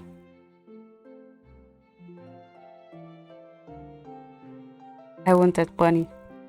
Rod Benedict Withensov, my stepbrother. He's bored and quiet as usual. I think I'll try to do you in one craft stream. I'll try to make you. He is 2 years my junior, and he is the younger of Ophelia's children. He is mute and uses a plush bunny to voice his thoughts. It was apparently given to him by a fairy. He minds his own business and is easy to deal with, but his older sister. My eyes go to the empty seat beside him. He's probably the most infuriating person I have ever had the displeasure of knowing. I'm sorry I'm late. I was reading and I forgot the time. And here she is. Good morning, dear father, mother. Good morning, Rod. And good morning to you too, Diviana. A beautiful morning, isn't it? Milady Voivensov, Rod's elder sister and my stepsister. She acts as if we are blood, as if she too were born a princess. As she could be crowned princess, perhaps till my place. I will never let that happen. Now that everyone is here, let us begin. Sorry. Butlers glide inside with silver trays to carefully serve as breakfast. So, Emmeline, you were reading the fairy tale books that the king brought you? Oh, yes. There are so many, and they are so wonderful. Thank you so much, Father. I am happy that you like them. You are going to read it, weren't you? Almost. I love them. It's so strange that the library didn't have any of them to begin with. That is because Mother hated them. She had all the books burned. But why? They are such charming stories. Fairy tales mislead humans into believing they can have things that they do not deserve. Fame, riches, love, happily ever afters. And when their wishes do not come to fruition, exactly as they wanted them to, humans blame the witches for granting them in the first place. What are you implying about the witches, Diviana? The atmosphere shifts there in the room, growing heavy. I can continue to eat. Perhaps witches are not responsible for the evil in this world. Perhaps humans are the cause of their own downfall. Have you any idea what you are talking about, child?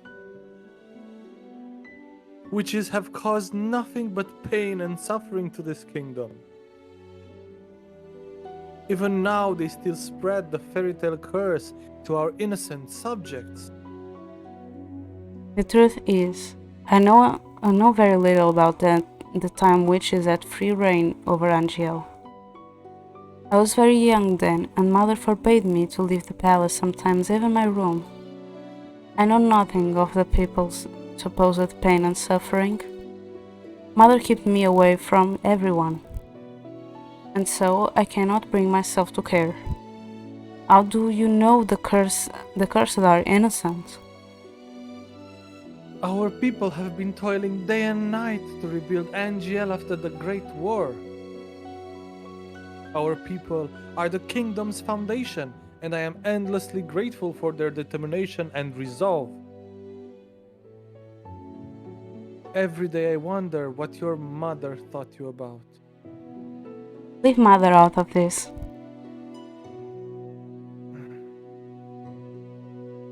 Dear, please. Viviana, darling, your father didn't mean to... I'm not one of your children, Ophelia. I do not need your sympathy.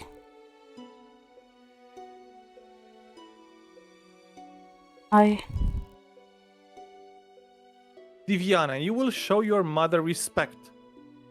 She's not my mother. I set down my fork and knife and stand up.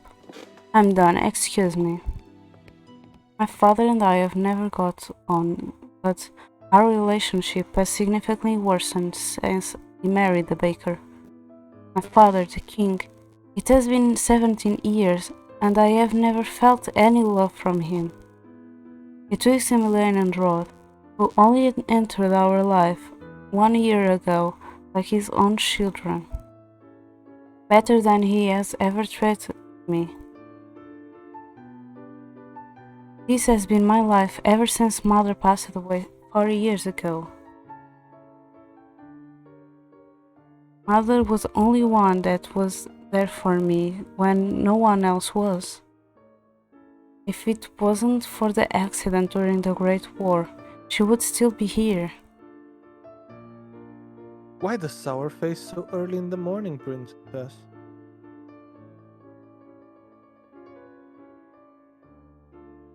Great, my buddy, my bestie. Let me guess, it's the king, the queen, or Princess Emmeline.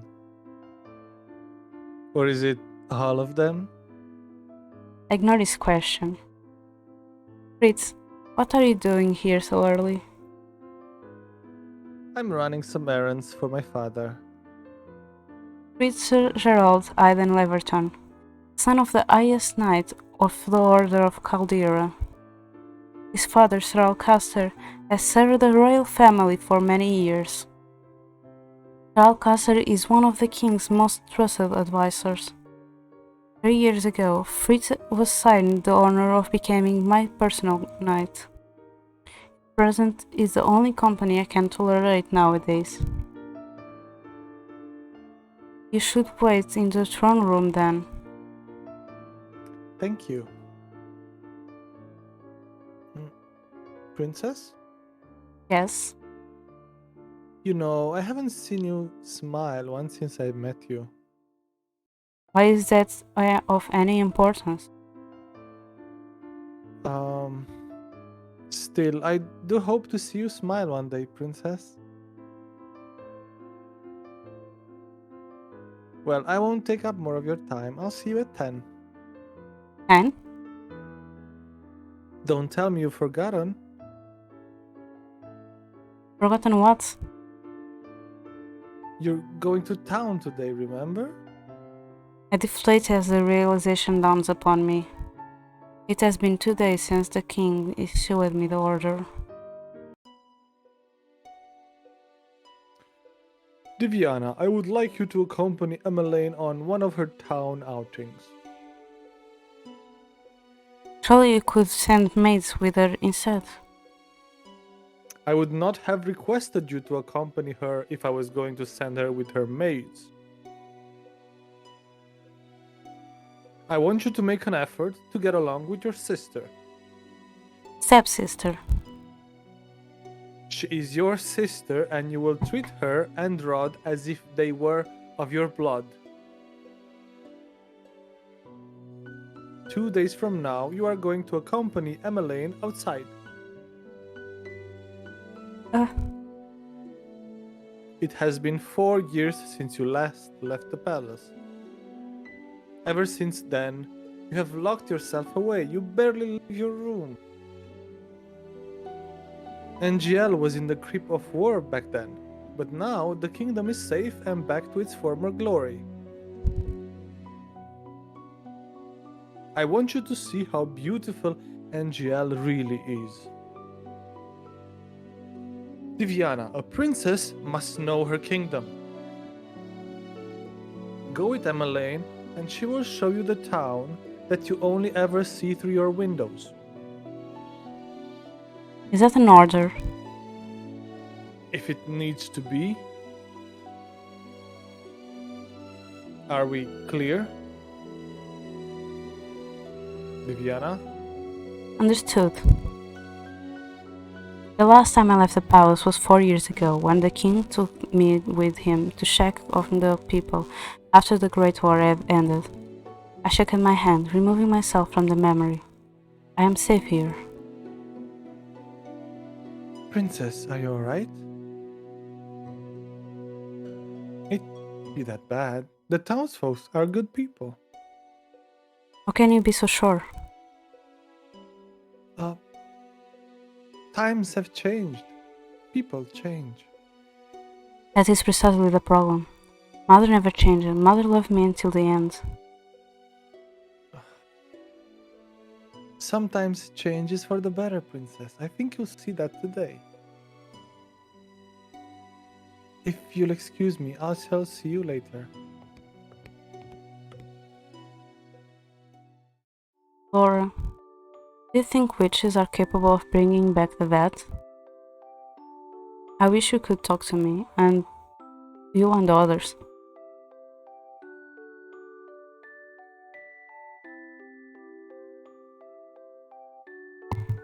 My god, I need what? Wait, Delora is a doll? Right now, yes. Oh. Which is adults are my only friends. They are the only ones I can trust. And like humans, they will never betray me. They will never hurt me. They will always be there for me. The moment I saw Delora, I knew she was special. She was different, so elegant and realistic. It was almost as if she was breathing. She was a gift from the king on my 70th birthday. I only started receiving dolls from him when mother passed away. Mother does not believe in birthday celebrations. Every year at midnight, a letter would appear under my door. It would contain instructions leading me to the palace on an adventure to a room filled with gifts, cakes, and sweets. A child's dream. I had been fascinated by the dolls, which had always held a little greeting card. A card with the words "I love you" and it's signed by M. The cards would tell me to keep those celebrations special secrets, but I didn't need to be told that. Mother always found a way to show me she still cared, in her own way. The secret celebration had stopped as soon as she had disappeared. Yes. Excuse me, Your Highness, the king has requested your presence. This better not be another lecture. Tell him I'm on my way. I'll see you later, Laura. I love her dress, it's so pretty.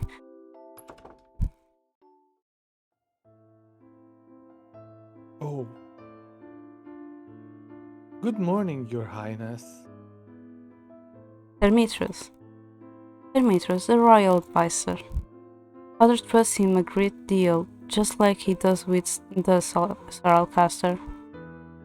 Every day you look more and more like your mother. I sometimes find Sir Demetrius talking to Mother's portrait when he thinks no one is looking. You must have admired her a lot, but I cannot bring myself to think highly of him. There is something about him that puts me on edge. Are you on your way to see the king? I shall not keep you then. Sorry. Until our next meeting, dear princess. I just want to keep the obsession. Your Majesty? Diviana, are you ready? You will enjoy this, Diviana. I've heard the toy shop has lovely dolls. This will be good for you. I feel like the dolls has been given by the king this whole time. He just made us think. King Gennaro? Yes, but like he just made us think that it was mother. Your mom? Yeah. Because like as soon as she dies, he gave us dolls.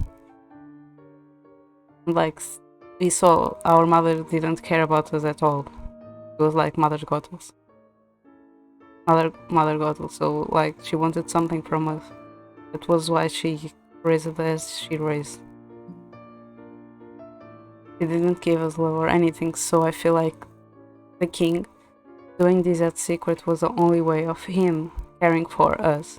Because in the stories we can see that the king cared for us. You will get to know your sister better, and you will be able to interact with and learn about the people of Angiel, about our subjects. I will not learn anything I do not already know. Why do you always believe that the people around you are incapable of good? Because I have seen how quickly people will betray and manipulate each other to get what they want. Mother warned me about human nature. You do not see clearly, Diviana. If you would only open your eyes, you would be able to see how good people really are. I believe I am already quite capable of seeing the truth nature of people. After all, I've seen that there is no good in you. Diviana,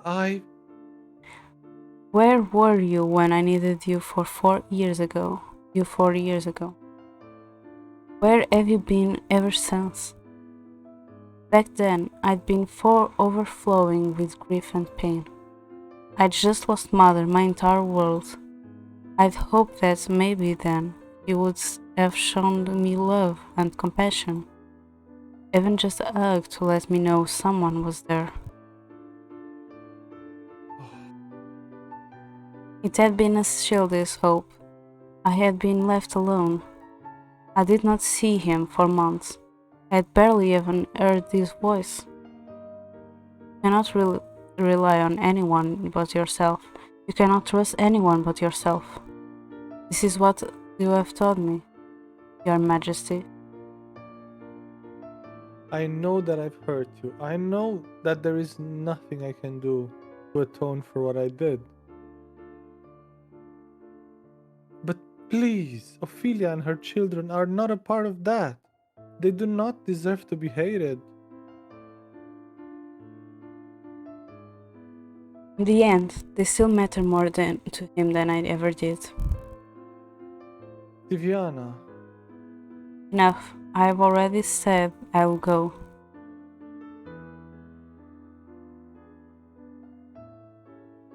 Everyone is waiting outside. I shudder at the thought of leaving the palace after so many years. Diviana, it will be okay. How can you be so sure? Oh. Thank you for agreeing to accompany Emma Lane. I will not disobey an order from the king.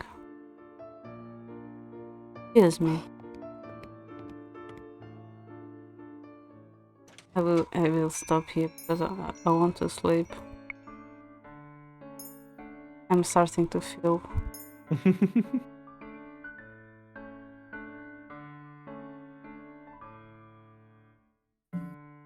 Can't even see the hours. Like midnight. 1 hour left. Yes.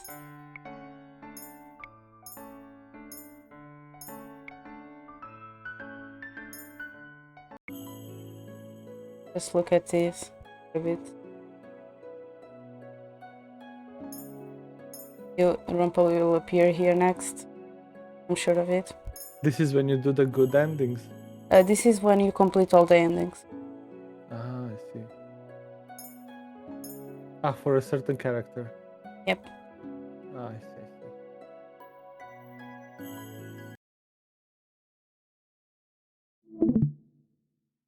I'm old.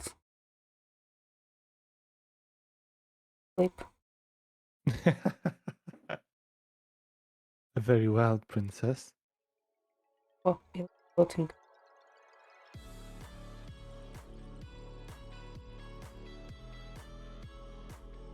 There, you aren't floating anymore.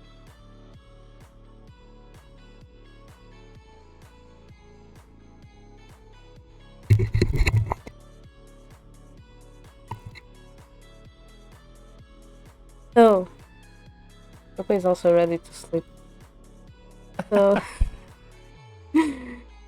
thank you everyone for joining me today. Thank you, Illy, for joining me like last minute.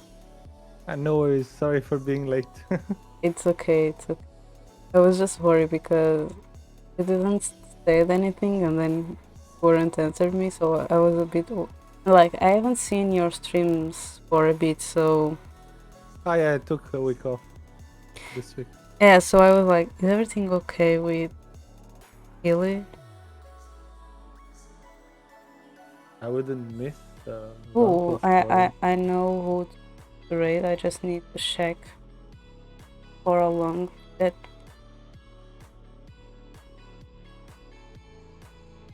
Oh.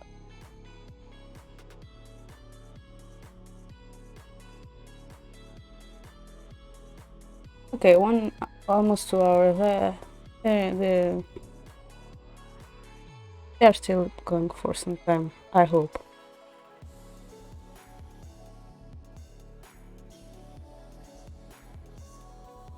So, thank you again to everyone for joining. Really for being. Thank you, Mara, for being here. Emotional. I feel like Mara was here because she was really sad for not being able to join last minute. Thank you, Shoko, for being a mod. Thank you for everyone who appeared. I hope that Kobe went to sleep already for already quite some time. I will not be streaming tomorrow morning because I will be having a collab later with Seth. So at 10 p.m. GMT, 5 p.m. EST, I'll be having a collab with Seth. I hope that he doesn't do to me what he have done to other people, especially to Coco. So yeah, I'll be streaming again tomorrow with a collab, 5 p.m. EST, 10 p.m. GMT. Also, I'm sorry for yesterday ending the stream with a bit of sadness and the rant, but I felt like I needed to apologize. We were able to finish Rumpel's bad ending. Sorry, Illy, you died. No. It was kind of predictable. And yeah, thank you everyone for joining. Thank you for the support so far. Don't forget to check virtual because we released a new issue yesterday, and we also got 2 people joining us, like Azure joined us, giving us some also helping us collecting information, but also to work on the site with Ace and the other people from the IT part. And Tenka also joined us in the design part, so please check it out. My craft streams will be moved to early, probably on Saturday mornings. I've been also doing video editing, so look forward for me posting the clips from January, as I post the clips like per month. But since I only learned video editing recently, I only posted the clips from December. Thank you for that, Pet Archer. Yeah, I think that it's also for. Oh, also, don't forget that Arita is doing a birthday bash, and she will be celebrating her birthday next Thursday, February 23rd. Also, Azure is really close to 200, he is really close to 300, what was... Ice was also really close to a milestone, I don't remember the number, but he was also really close. I will just SO those people. Azure, you're going to get an SO again. B and Ice. Illy just reached 300, so yeah. Share the love and support. Yes, I did. And since Illy, yeah, still need to do a comment for Illy. Thank you everyone for joining me today. The raid message will be that fairy tale.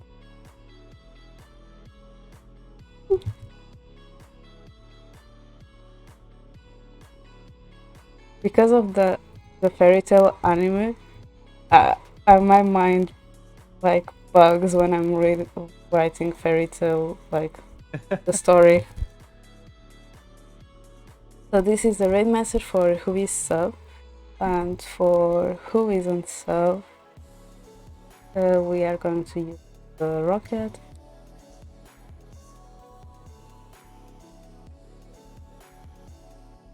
We are going to rate Stress, because I haven't seen Stress streaming for a while because of time zones. So yeah, we are going to. So thank you everyone for joining me today, and I will see you tomorrow. Bye bye. Bye bye.